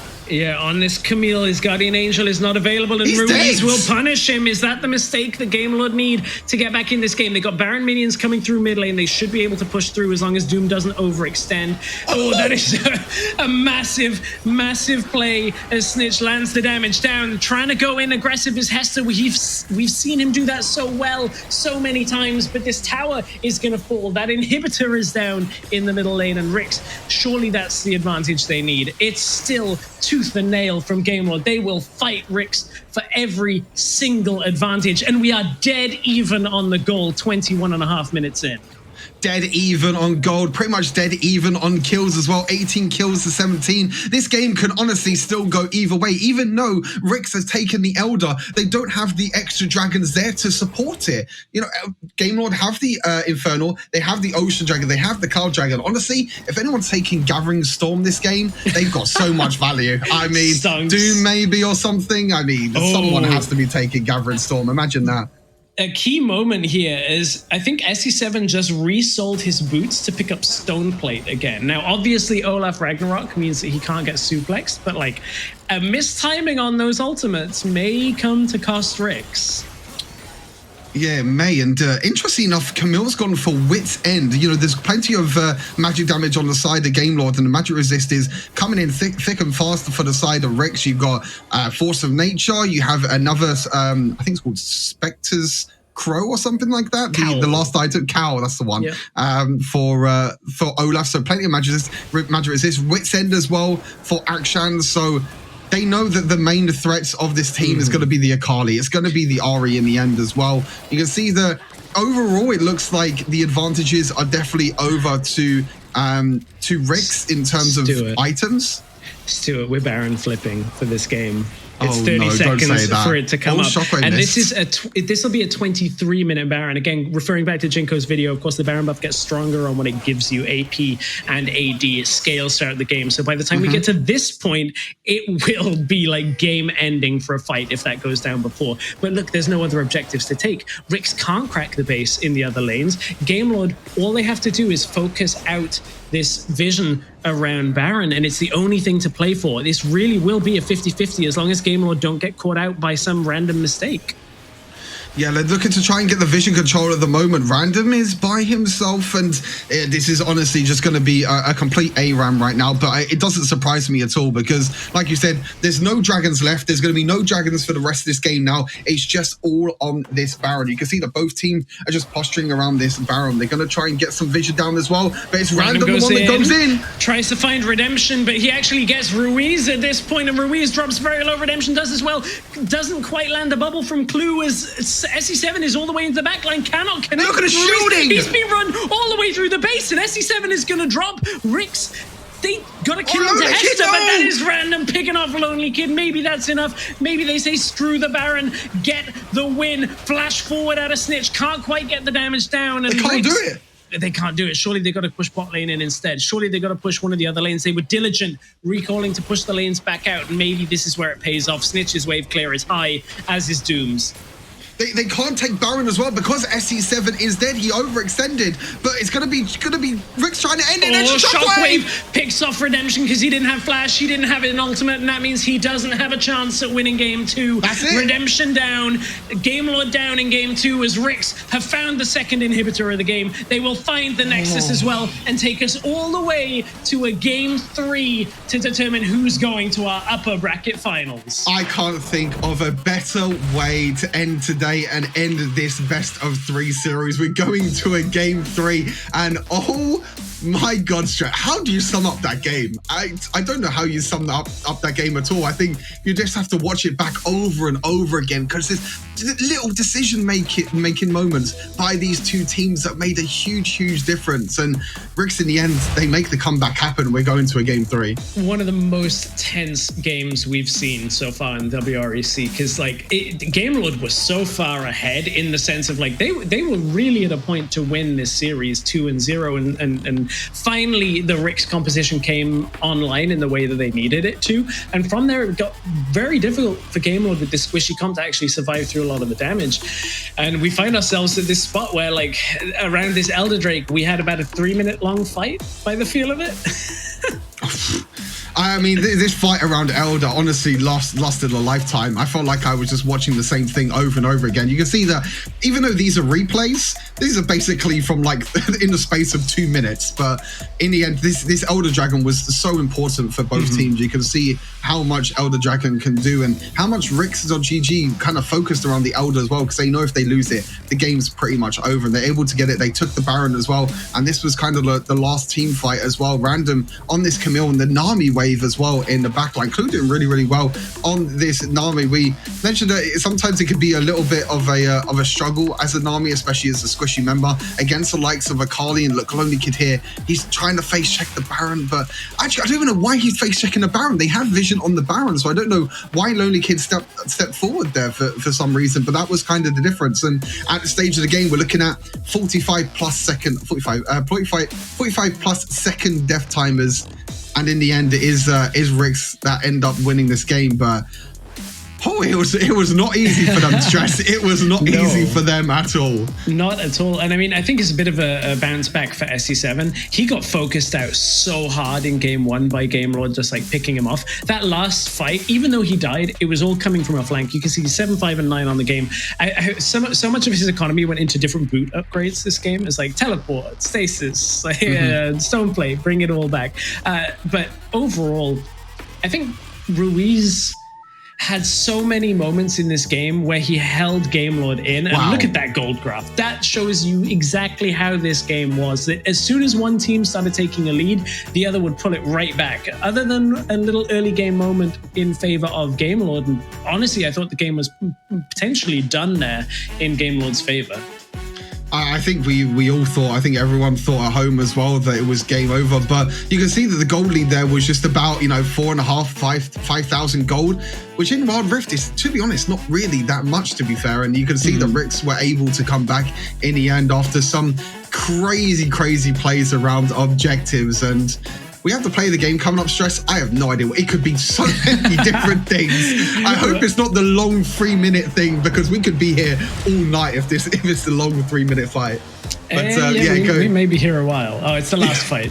Yeah, it's okay. They're not going to do the long 3-minute fight, but it's going to be that last team fight. And you can see the lockdown and the Nami wave into the backline. You can see SC7 as well, even though he did overextend a little bit, but he just zoned out all the members. Look at this. It's 4 versus 1. Olaf against the world. He did go down in the end, but it was just what RIX were able to do after this as well. They were able to get a pick onto Lonely Kid, and they were able to use that to push objectives after that. They used that to push the bot lane tower. The shockwaves by Doom this game, he did miss a few, but then he landed 3 shockwaves in the space of like 3 minutes for that one team fight. It's a frequency thing. If you just keep throwing them out, you're going to hit people eventually. But I think most of them actually did land.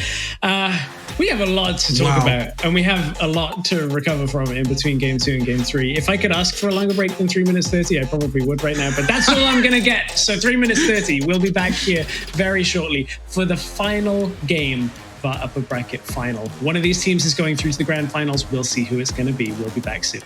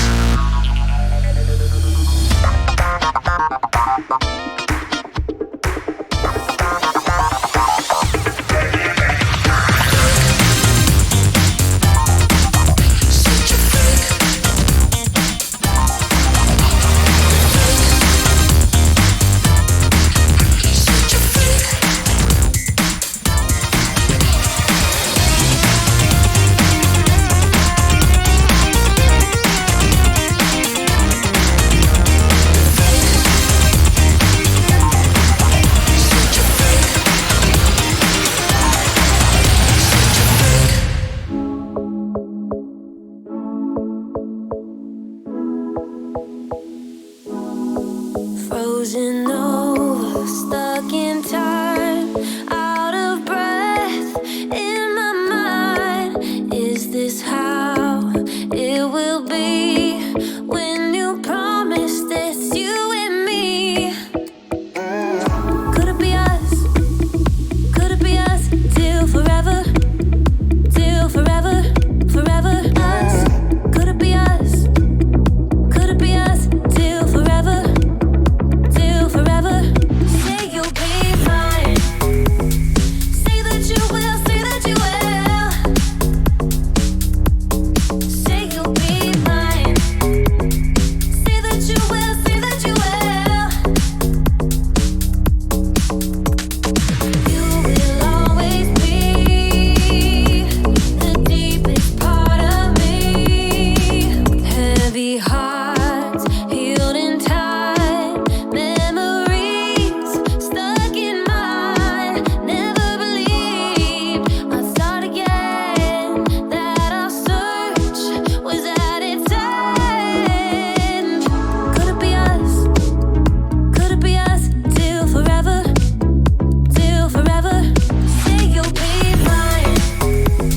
Say that you will, say that you will. Say you'll be mine. Say that you will, say that you will. You'll always be a part of me. Till forever. You'll always be a part of me. Say you'll be mine. Say that you will, say that you will. Say that you will. Could it be us? Could it be us till forever? Till forever, forever us. You ready?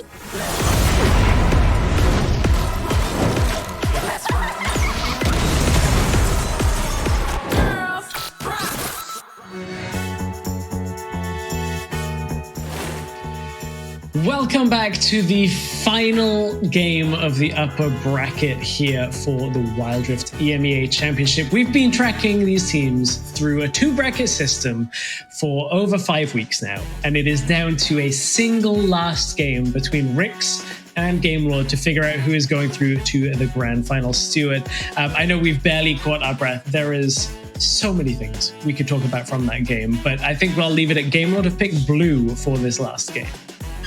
Yeah, Game Lord have picked the blue side, so now it's going to be on the side of RIX. Will they ban away that Ziggs? Will they leave it open? I don't make the same mistake as game number 1. And that's going to be the interesting thing about the draft, is how both of these teams are going to adapt as well. Yeah, we'll get into the draft in a couple of minutes' time. But first of all, Hells, what have you got for your takeaway from a very long and very exciting game 2?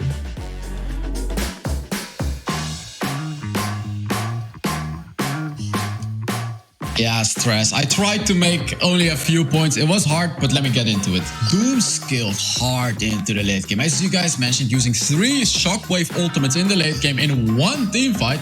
I mean, that's crazy, right? Like Orianna being able to use 3 ultimates, but he did it. Dealt insane damage into the late game. But now let's talk a little bit about a different player in RIX, which is Snitch.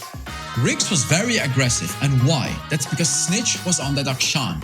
He was able to provide that backup, like in case someone dies, as we saw Olaf dying, SC7 going and killing 2 people dying, Snitch just revives him. We saw it at the Outer Dragon as well. Doom died, he gets revived by the Akshan. Just RIX perfectly playing around the competition. The Game Lord did amazing macro gameplay in the early game, however. The early game was just full of Game Lord, but in the late game, it was RIX. So this makes me so interested to watch this third and last game of this series, Stress and Stuart. So back to you guys to get us into it. We're excited. Hells is excited. Hells' Bird's excited for the Zyre and Rakan picks all day today. So I'm losing track. Stuart, with games like this, who even needs bad jokes, right? Like, okay. I'm just going to let you pick where you want to go going into draft 3. You have free reign. My God, where do you start? I think the side selection is probably the biggest thing. I mean, I touched on it very, very briefly, but it's going to be interesting to see what Game Lord are going to be first picking now on this blue side. Will RIX change up their bans as well? Will it be the same bans? Will we still get the Akshan mid as well, which we haven't seen a lot of too much in this tournament? I don't think Game Lord really need to ban it away, even though it was quite annoying. Hell's mentioned that the Akshan mid did help with that crazy stupid passive that should definitely not be in the game, by the way. I hate that passive. Like, you win a team fight most of the way, and then Akshan gets like 1 kill, and pff, everyone's back. Everyone gets a full GA.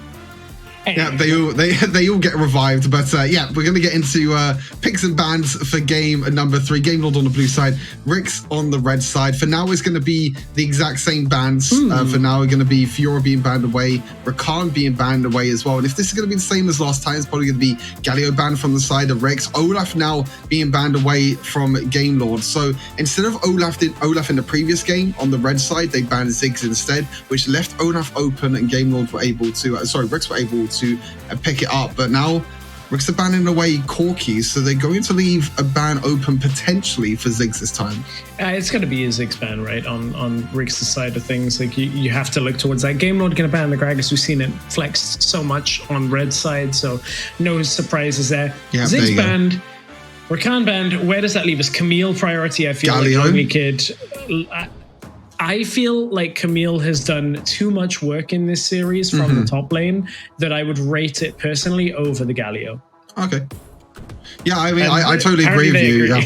Yeah, I mean, I totally agree with you as well. It's just Galio was the ban that RIX did before, and they obviously changed it out now for Ziggs. So I thought that might have been a priority for Game Lord. But yeah, getting Lonely Kid on a comfort pick on that Baron laner again with the Hextech ultimatum. We saw in the first game what Lonely Kid could do. We saw in the second game what Random could do as well. And Camille, as you mentioned, even though she got nerfed a few times, she still just brings so much to a competitive environment with the lockdown. And there you go. There's a Galio pick up for the side of RIX, most likely going down to Clue. But now's what's going to be the second pick here for RIX. So they're going to be maybe focusing on Jace, try and take that away from Zefta, maybe Set as well for Random in the Baron lane. We'll have to see what it is. But there's a lot of picks open, and it really comes down to, you know, the coaches of both teams to see what they want to pick up.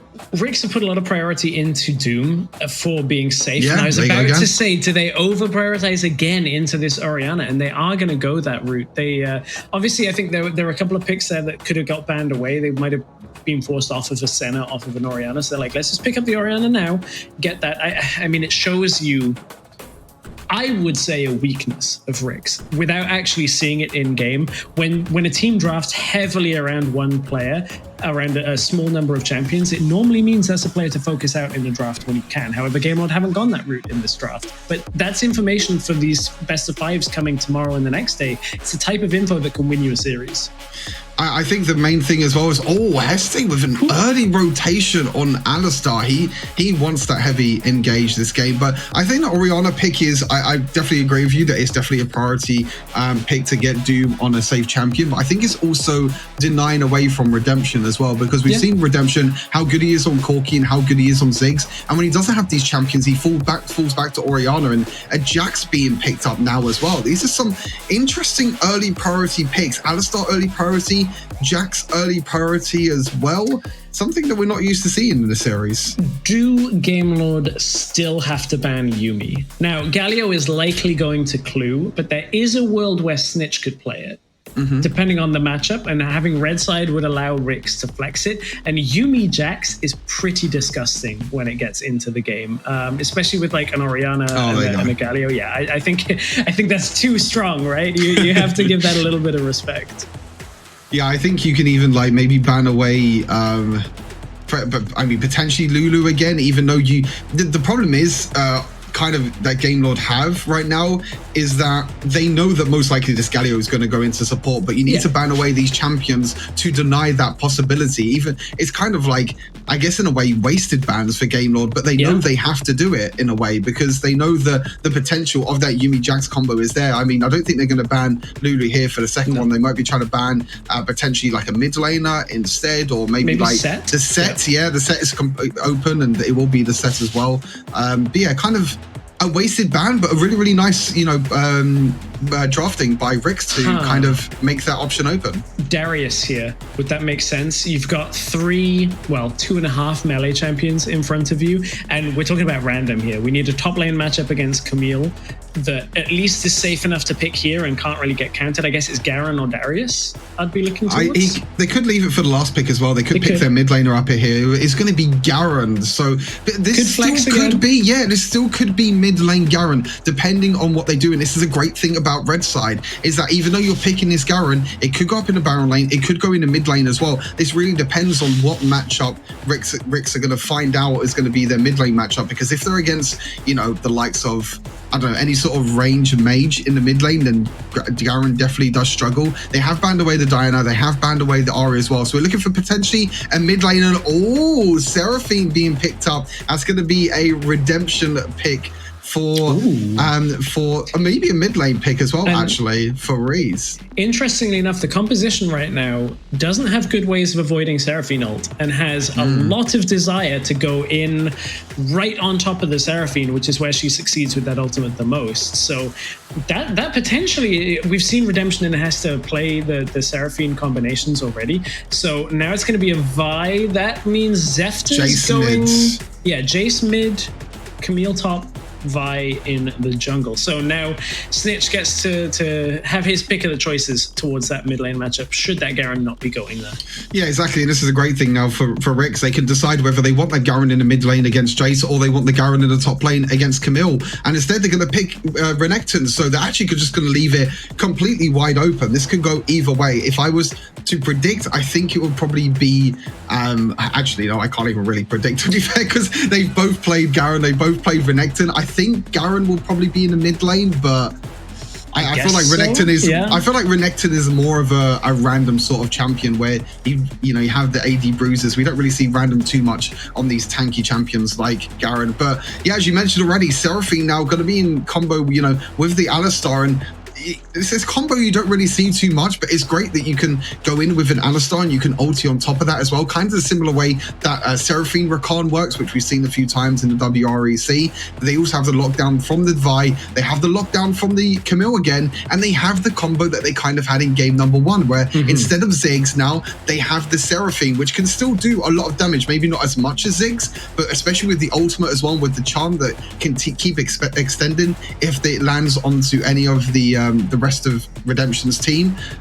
It's going to be an interesting one, but stress. Here we go. This is going to be it. This is going to be determining who's going to get into the grand final. I mean, this could be a sneak peek of our grand finals, to be fair. Imagine a best of 5 between these two teams. My voice is already dying thinking about that, but in a good way. That's exactly the kind of best of 5 that we would want to see. One of these teams will advance to Sunday's best of 5 already. That'll be our grand finals. One of them, the losing team, will drop to tomorrow's series to face off against Viv. I think that's how today started. That last game scrambled my brain. Yeah. So Viv await the loser of this series in the lower bracket. So, Game Lord and RIX, 1 game apiece. I kind of feel like the Renekton pick, which is going top, by the way, I feel like it also plays into Seraphine's strengths. It's another champion that wants to get in close and get denied by that Seraphine ultimate. Yeah, it's quite nice that Redemption is able to pick up the Seraphine, and like you said, you don't feel like Seraphine's going to be under a lot of threat this game, even though there's a lot of dive-heavy champions, but that's why you've got like your shield, your root, your ultimate on top of that as well.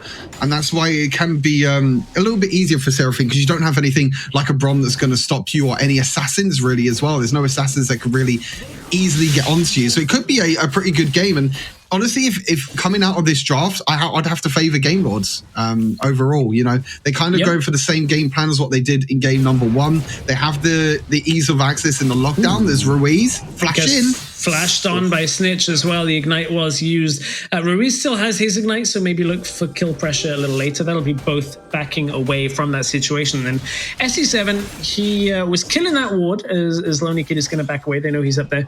But I think that's the one thing that RIX maybe can rely on the later the game goes is like if SE7 is able to punish on a side lane, like Jax will just be uncontested. Not even Camille can hold Jax in the late game if he decides to push down in the side lane. So that's one thing the game would have to make sure that they're not allowing RIX the room to do. Yeah, we're seeing that actually a point that Hell's put out in the first game where with Vi you normally do like a full clear of the entire jungle. That's exactly what Zefta's doing at the moment, a full clear of the entire jungle. You can see that Zefta is now level 5, so he's going to be looking to make them early game plays. It's going to go back to base for now, but he has level 5 available. Now he can look to roam around the map. He does give up the double scuttler, but he's a little bit far ahead. As you can see, he's about half a level ahead, even though SC7 does still have the whole of his blue side. So a little bit of an early, oh my god, there's more fights in this mid lane as well between Ruiz and Snitch, but no one's going down just yet. But yeah, now that Zefta has level 5, he is going to go up towards this Baron lane. Heste's here as well, but so is Clue as well to defend. So again, more priority on these Baron laners. Ooh, the timing by Clue though is that ward had already gone invisible by the time he got into the brush. So Clue doesn't know that he's been fully warded this entire time, and now Random is able to force that Dominus out. He's trying to flash out on the tower, taking down. Will be first blood for Lonely Kid in that top lane. Huge play for Game Lord, and again, it kind of goes back to the point I mentioned about Zefta, where he just full cleared his entire jungle. He went back to base. He got a few items. He just went straight up to the Baron lane. And now his full bot side's up and available. So now he can go to the bot side. He can keep farming, you know, the whole of that. And honestly, it's just great map rotation and great jungle rotation by Zefta, which we don't really see too much on this Vi pick, but he's doing really well. He knows what he needs to do on Vi. Heste's in the mid lane, but SC7's here as well. Is here. Didn't have the Counter-Strike Ronin when he gets into lane, but no flash. Gets punished as Ruiz. A matter of seconds before that would have been back available again. And RIX go blow for blow, and they are now slightly ahead on the gold. Yep, they are slightly ahead, but it's basically even, and it's actually going to the Game Lord favor as well. But I mean, these Dragon fights and Herald fights are going to be very important for both these teams. I feel like Game Lord definitely wants a team fight. I mean, if you look at Game Lord's team, they're like, go in, team fight, use all our ultimates, and just try and kill as many people as we can. But you know, you still have the bruisers as well for RIX that come into play out of that as well. You can see Game Lord and Zefta are going to look to maybe start this Rift Herald, and is going to start it up. It looks like it's just going to be a trade for now, but you can see SC7's playing a lot more passive in this game because he is on the Jax. Zefta's struggling against Rift Herald. They didn't want to come away from the wall and show him the eye. Cloud Drake goes down in favor of SC7. Just in case there are people watching that don't know this, if you're taking Rift Herald, that eye on the back, if you hit it from the back when the eye is open, you'll deal a massive amount of damage to it. Just in case you're one of those players in solo queue that wants to just 1v1 the Rift Herald and keep it against the wall. Don't do that. Tips from a Diamond 2 player. You love to see it. Hey, I've seen Grandmaster junglers holding that Rift Herald against the wall on Master Yi not doing anything, and I think, how the hell did you get to Grandmaster other than 5-queuing with your friends and getting insanely boosted to a point that you shouldn't be playing? But that is a rant for another day. I think that could be. I think that could be something that we can maybe discuss about. You know, yeah. I mean, another speaking time. Of but Grandmaster players that shouldn't have been there, Stuart, why don't you tell us more about this game? Okay, Stress. Okay. Well, I deserve that. Yeah, I deserve that one. I have to admit, I definitely deserve that one. But anyway, getting back into the game. Yeah, I've been struggling with solo queue. Solo queue's tough, but it's fine. You know, the season's nearly ending. The new season's going to be soon. But anyway, struggle for Random as he's blasted back into the top lane. Galio ultimate is only going to deliver Clue right into the exchange. Yeah, 3 versus 1. Oh, SC7, if he can get a good stun here. How did Clue survive for so long? Did he have Stoneplate bought him some time there as SC7 is going to fend off the rest of Game Lord from that engage. But once again, it's Random getting really punished in this Baron lane.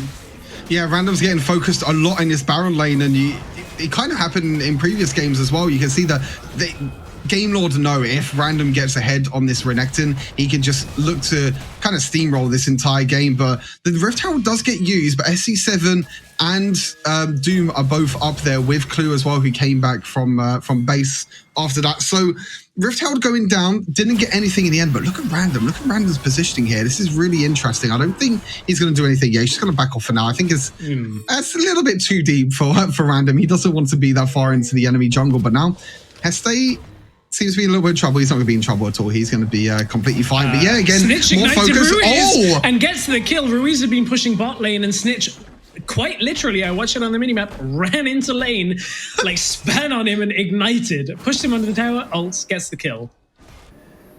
Snitch with the 2 solo kills now onto Ruiz. 2-0 for Snitch, 0-2 for Ruiz, and looks like they're just playing the Garen game now. Run into him. There's no way, right? I mean, this is just Garen things. I mean, level 9 to level 8, you have the level advantage. Like, okay, I'm Garen. I'm just going to run towards you, hit all my abilities, flash in, boom. Okay. It's as easy as that. And there you go. If you want to climb in solo queue, just pick Garen. That's what we have to do. Oh, there we go. Hang on, why was Doom being picked off on that side of the fight? It's going to be Redemption, the trade of the Dragon Lane carries, and that means it's down to Snitch and Random to spin through this fight, and Ruiz is down again. Spin to win. He's spun to one all over. This is Clue. That's going to be the taunt. Justice Punch is going to deal some damage to Zefta, but Honeyfruit will keep that alive. SC7 flashes. Lonely Kid, he leap strikes out. No way. SC7 counter-strike. How did Lonely Kid not read that as the counter-strike eats the damage from Lonely Kid, and SC7 outplays under the turret?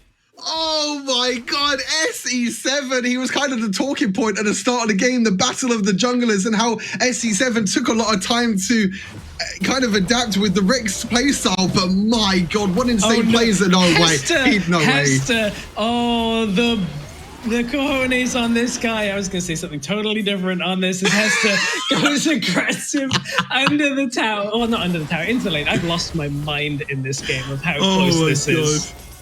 Oh my god, I want to see a replay. Can we get a replay? We're not even going to get time for a replay. There's a dragon up and available, so we're going to have to hopefully talk about that a bit later on, but that's one of the highlight reels, definitely. Heste going in! Yeah, Doom has been caught. Big Seraphine ultimate cuts through the fight as well. The damage down onto RIX as Clue is backing away. Tries to use the ultimate to keep Doom alive, and he did for a moment as Doom has finally fallen. Stasis out from Zefta, but he gets followed by SE7. Zefta manages to survive. Random's going to try and chase him down, and Lonely Kid is going to Hextech ultimatum in place. We'll keep the Renekton there, but the stasis, it's just all about that Zhonya's effect, keeping everybody alive throughout this fight. RIX win the fight, they take the dragon, and they're going to push through bottom lane.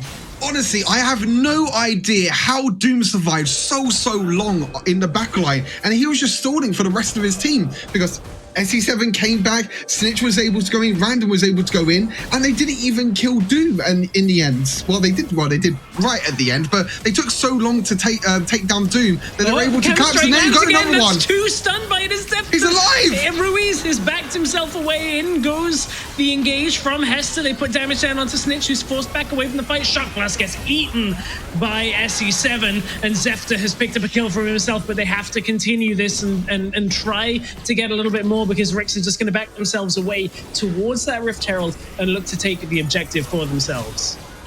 RIX are trying to catch out Game Lord off guard. You can see that SC7 is just doing the dragon by himself, but Zefta's caught. Yeah, damage goes down onto Zefta, forces him away. That is going to be the Rift Herald. And this is a scary moment for Game Lord, because this is now a Jax with a Rift Herald, which for the next few minutes, if you leave him alone, he will take 2 towers very quickly. And it could even be an inhibitor from the bottom lane if he has enough time to do it. Yeah, he needs to be really careful now as we're going to have Hextech ultimatum doesn't even matter, though, as Random has not been able to get there in time. The rest of the team is closing in. Clue did not have the ultimate to keep SE7 available, so a quick trip back to respawn as Lonely Kid is dropping low. Snitch, he's found himself another kill. This Garen is becoming unstoppable as RIX have bounced back with a kill in the top lane. Yeah, SC7 getting caught out in the end, but he was just able to buy enough time with Random as well with the ultimate. Even though they took the tower in the Baron lane, they're going to go in. No! The 4-man headbutt pulverized combination combination, and Zephyr gets denied on the ultimate from the stasis, but he's already going to find the kill as GameLord have at least won half of the fight, but on the back end, Redemption and Zephyr are going to walk through the rest of this one. Snitch is trying to do what he can. He stays alive for a moment longer. It's been long enough for SC7 to be here. Is he going to bait Here he goes! Counter strike lands, leap strike as well. The empowered auto attacks are going to eat through Zephyr, and SC7 has done enough to at least take 2 more. These two teams could not be closer. 4 kills apiece in the second half of that fight. Back and forth. It was GameLord, the ones that looked for the engage, and it was a huge engage as well. You can see they're all trapping in the bush. They know they're all going to be there. Huge headbutt pulverize. The flash by Redemption as well. Unfortunately, he didn't have his ultimate, but he didn't need it. And RIX were trying so hard to take that tower, but they just overextended a little bit too much. But now it's the tank, Snitch and Clue. They were able to survive long enough, and look at the minimap. SC7 sprints straight to the Baron lane. The Seraphine ultimate gets used. You can see he's hiding for a little bit, uses the jump, uses the flash into the second part of the counter-strike as well, and uses a smite to slow down the Zephyr. And even though in the end it was GameLord that was able to win that team fight, it's SC7 that comes in and cleans up that fight. But he's dead. How did SC7 die? SC7 died after that. I mean, maybe we'll get a replay. That's really key, though. There's no objectives up right now. And that means that the GameLord can't punish that any harder than they already have. Lonely Kid pushed out the bottom lane tower. Mid lane still stands for both teams at this point in the game. And this game could not be more even. And I think SC7 probably has just about the late game scaling with this Orianna as well over GameLord, but it's not like it's heavily one-sided. I totally agree with you. I think there is a little bit on the side of RIX because they have the Orianna, they have the Jax as well, and also they have the tank of Garen as well, who's, by the way, Snitch is 7, 2, and 3 on this Garen. But I can even complete his Seris Gauge completed, nearly has Dead Man's Plate as well, and even has the Stone Plate as well. So even if he was hard to kill before, he's going to be even harder. And I think the problem is that Seraphine doesn't really do too well into Garen because, okay, you have the charm and you have like a little bit of burst damage, but honestly, it's not enough. You're not a Ziggs or anyone that could just keep throwing bomb after bomb after bomb. Seraphine has a lot longer cooldowns, and Random looks to catch out Lonely Kid. He stops the hook shot. Yeah, Random's trying to get more damage down. The rest of the fight has started, though, as Snitch is going to spin. Where's the Seraphine ulti? There it is. The Seraphine ultimate is going to lock Snitch in place for a moment. Galio is going to be able to enter this fight for a second phase as GameLord are dropping low. That's another kill for Snitch, as maybe this is it for RIX. Maybe they found enough here as Clue lands a 2-man taunt. It's enough for SC7 to be able to get into the fight as well, but he drops. He doesn't have the ability to survive. Another kill goes over to Random, and with the Rift Herald pushing through, RIX have been able to finally crack the mid lane tower. That's a good stun out from Redemption to try and slow this push down, but it's the only member of GameLord left, and with a 3 health Rift Herald, it won't charge again as long as Seraphine gets some damage down, but actually can't find a spot that's going to crack the inhibitor. The unlikeliest of Rift Herald charges on 1 HP survived through.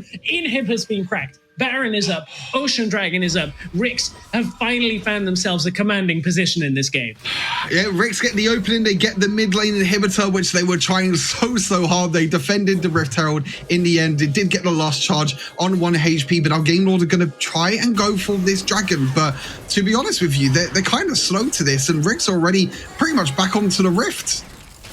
They're already there. GameLord have found themselves an opportunity for half a second, but look, Snitch is playing the front line. He is so incredibly tanky and still deals a bunch of damage as there's damage coming through onto Clue, but Clue has been able to eat it all, and the health bars are just dropping as that's a massive taunt. A big entrance into this fight as RIX have just got to get these last bits of damage down, and they will be able to take the fight, but Clue has already fallen. SC7 is basically full health, and despite the fact that GameLord have found themselves a low health Doom on the side, it is not going to be enough against this Jax. Hester lands another big set of crowd control, but RIX, this might just be it. Ruiz has fallen. Super minions are pushing through the base as it's an ace for RIX. They only lose 2, and RIX are looking to put themselves in the grand finals. It's 15 seconds left on the death timers. With this Jax, they will be able to do it. RIX bounce back in this series and advance to the grand finals over GameLord 2-1. What a crazy comeback from RIX. So pretty much we thought the Game Lord were going to end this series 2-0, but it's RIX the ones that come back in the end. They take the second game. They take this third game as well. But it was just another really, really close game. It was just tooth and nail, really, and it was just back and forth over and over again. And you can see on these replays as well, it was just fights just going back and forth. And in the end, it was RIX that come out on top, but I want to see more games with these two teams. I mean, we kind of built it up throughout the whole of today that these could be our two titans. It could be our two grand finalists. But now we're going to be seeing, you know, RIX against Game Lord against Viv Esports, which is a rematch of what was in the, I believe, in the semi-finals of the upper bracket as well. So that's going to be really, really interesting to see if Viv comes back. But yeah, going back to this game, I mean, overall, a really intense series, and probably one of the best series that I've watched of the WREC so far. And if we have these two teams again in the grand final, I honestly, I hope we get all 5 games. Yeah, and I mean, this series followed a pretty distinct pattern of like Game Lord really wanted to shut SE7 out of this series, and you can see that when SE7 has the room to make these plays, he can carry through. Like Snitch was a monster in this third game, but like also that Jax is just always multi-person stunning, always getting into the backline there. I feel like RIX kind of grew throughout the series. Game 1, the Varus comp they drafted themselves into was a real rough situation. Then they kind of got the download a little bit on Game Lord and said, okay, we now know what we should prioritize. Let's swap things back up a little bit for ourselves, and finally got themselves a composition where like SE7 had a lot of freedom. Random and Snitch played frontline, and then Doom had great team fights basically through game 2 and game 3. So it looked like RIX in game 3 finally found that form that we were coming to expect from them. Yeah, maybe they just needed a little bit of a warm-up game in game number 1. As you can see by the stats here, look at Snitch.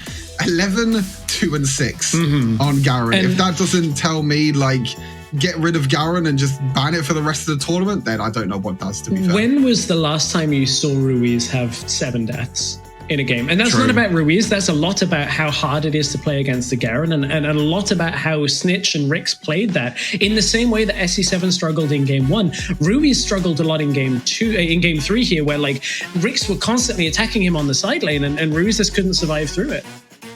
You can see the damage output. Actually, it looks like overall, actually, it was Game Lord that had more damage overall, but it was just the kind of the tankiness as well of the front line of Snitch and Clue, and it kind of goes all the way back to the draft really in the third and final game. As you can see, absolute roller coaster of a game. I think every single game has been pretty much a roller coaster. To be fair, even though Game Lord did have a steady goal lead throughout the whole game, it was still an up and down graph overall. But yeah, going back to the draft, I mean, it goes back to that Garen pick that was picked in I believe it was R4, like the first pick of the second phase on red side, and they left it for that flex pick, and they said, okay, we don't want random on Garen instead, we're going to put Snitch on Garen instead, because we know now that Jace is going to go into mid lane, because Game Lord had that flex. They had the flex whether they could have put Jace in the jungle, Jace in the mid lane. They decided to put Jace in the mid lane, which means that Snitch is like, okay, put me on Garen in mid lane, I won't be able to die at all. I won't be able to, you know, basically Ruiz won't be able to do anything against me. I'm just a meat shield for the whole team. Yeah, an immovable object. So RIX advance, and this isn't going to be confusing at all, but we're going to go to an interview with Dooms, the coach of RIX. Not Doom, Dooms. Hells, take it away.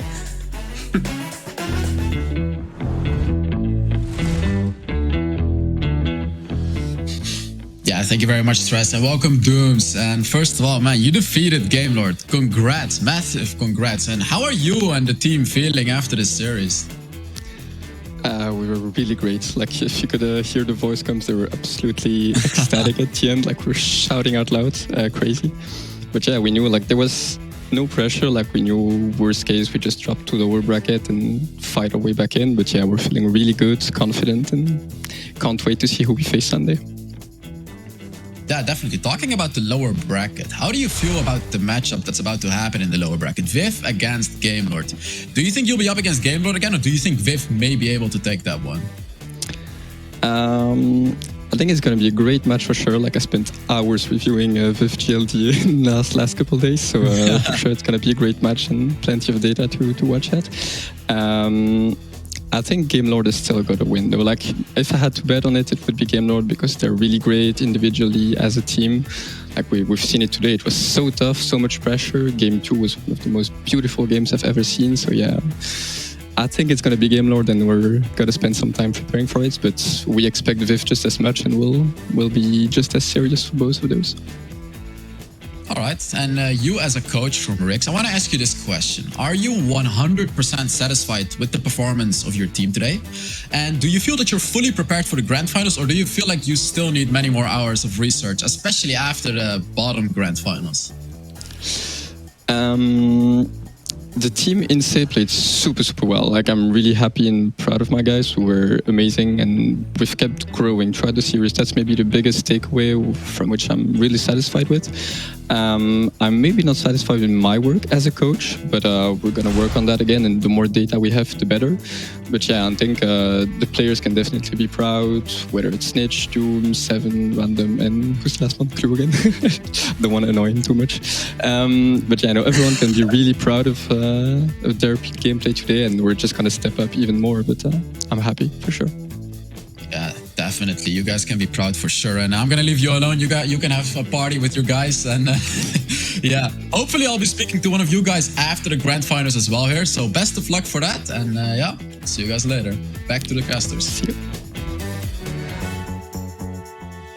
Thank you very much, Hells and Dooms. Always good to hear a coach be like, oh, my guys were all great, taking that responsibility. I think that's where the best coaches can kind of, put themselves in that position where it's just like everybody's responsible for the game, but at the end of the day, there's a lot shouldered by the coach. So yeah, Dooms, I think RIX look great. Let's take a look at their play of the game from game number 3, just to wrap things up and see which it was. Lots of plays. Again, it could be. There haven't been many games decided just off one play, but this fight sealed the deal. Yeah, it definitely did seal the deal right at the end here. You can see that Seraphine Ultimate wasn't too much in the end. The Seraphine didn't really work out for Redemption in the end. You can see the team fight overall. It was just the tanks, really, the side of RIX. It was Clue, it was Random, it was Snitch, and you can see the problem that Game Lord had. They didn't really have enough damage to break through these frontline tanks for the side of RIX, and that was just basically kind of what we were expecting from RIX. They were just going to run forward, they were just going to engage, they were just going to fight, and that's what they did in the end, and it worked out for them. But I mean, as Doom said, we got Game Lord versus Viv now in the lower bracket, and then we could be seeing a best of 5 between these two teams in the grand final. Ooh. Which, wow, if it's anything like today, I mean, for me, that was probably the best series of the entire WREC so far. I'd agree with that. And the best series requires us to crown, I don't really want to say the best player, because I know who's MVP, and he's been shading me quite a lot this week. I've seen him already tweeting me in this broadcast, telling me that I finally predicted the right thing. Our MVP of our upper bracket finals is going to be Snitch. I mean, the Akshan performance is good. The Garen was immovable, and just Snitch having a great performance. Yeah, Snitch did have a great performance overall with, it's kind of, I guess, a pocket pick in the end with the Akshan, something that we don't really see too much in WREC, but he brought out in game number 2 and it worked out with all the revives and everything. And then, yeah, it's just Garen doing Garen things. Spin to win, stone play, ulti. Yeah, I mean, there's not really much else to say about that, to be fair, but just how tanky and how insane. And this is the last team fight. Actually, that last team fight wasn't in the replay, but I'm pretty sure SC7, I wanted to watch it again because I wanted to watch it back. SC7 landed a flash 3-man counter-strike or 4-man counter-strike on the side of Game Lord, which was absolutely huge. I don't think that was in the replay in the end, but wow, in the end, a great performance by RIX and a great performance by Game Lord again. Can we go back and give MVP to SC7? Because I'm not the Snitch. I'm not happy with these two. Actually, I took your advice. Maybe that goes into your MVP. I didn't apparently. I went the wrong way. it's Stuart that you don't want to rag on, because I'm now a believer of RIX. I've seen them over a number of weeks. I mean, this is the end of the upper bracket, which means we've been watching for nearly 6 weeks now of these teams, and I feel like RIX have slowly got better. And Hells, thanks for joining us for the end of the show. What's your feeling on where RIX started and where RIX are going to be ending this bracket? Yeah, definitely. That's why I asked Dooms as well about how he's feeling about RIX right now. And just as he's feeling, I think RIX is in a really good spot right now. They've already secured themselves a spot in the grand finals. You know, a team can always get better. But as he said, like, they did a phenomenal job. And I think, exactly, like in the beginning, they couldn't show as much. But RIX didn't win everything too easily. We saw them struggle a little bit against some teams, which I feel like they shouldn't. But now we can see the true RIX, right? They win against a team like Gamelord. And I feel they have even more in battle, to be honest, Stress. Yeah, I would love to see what extra they have in the tank. We, of course, do have Gamelord against Viv starting tomorrow. That's one heck of a series already. I mean, last time they met, it was a 2-1 to Gamelord, but it showed how close the Viv were. Then we'll figure out who is going to be advancing to our grand finals on Sunday. RIX versus who? Stuart, if you had to put your money on it right now, is it going to be Gamelord or Viv that make it through?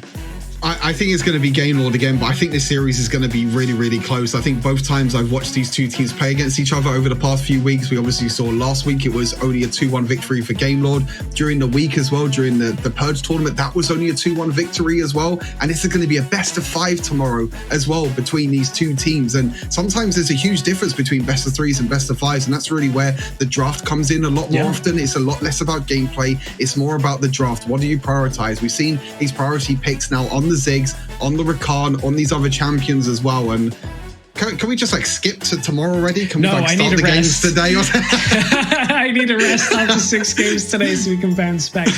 Speaking of tomorrow, Scoundrel and Carmeline will be joining us as well for a total broadcast team as we move into best of 5s. Hells, I'm going to ask for your very quick prediction on tomorrow's series. We'll do it tomorrow as well, but who do you think is going to advance to the finals? Viv, interesting. Ooh, we're split. This is how close and exciting it is. Only 3 teams remain. Either Gamelord or Viv will advance to the grand finals. I've been Stressed, joined by Stuart and Hells. That's the end of our upper bracket. We'll be back tomorrow with a best of 5 to see who's facing off against RIX for that spot in Barcelona. We'll see you tomorrow.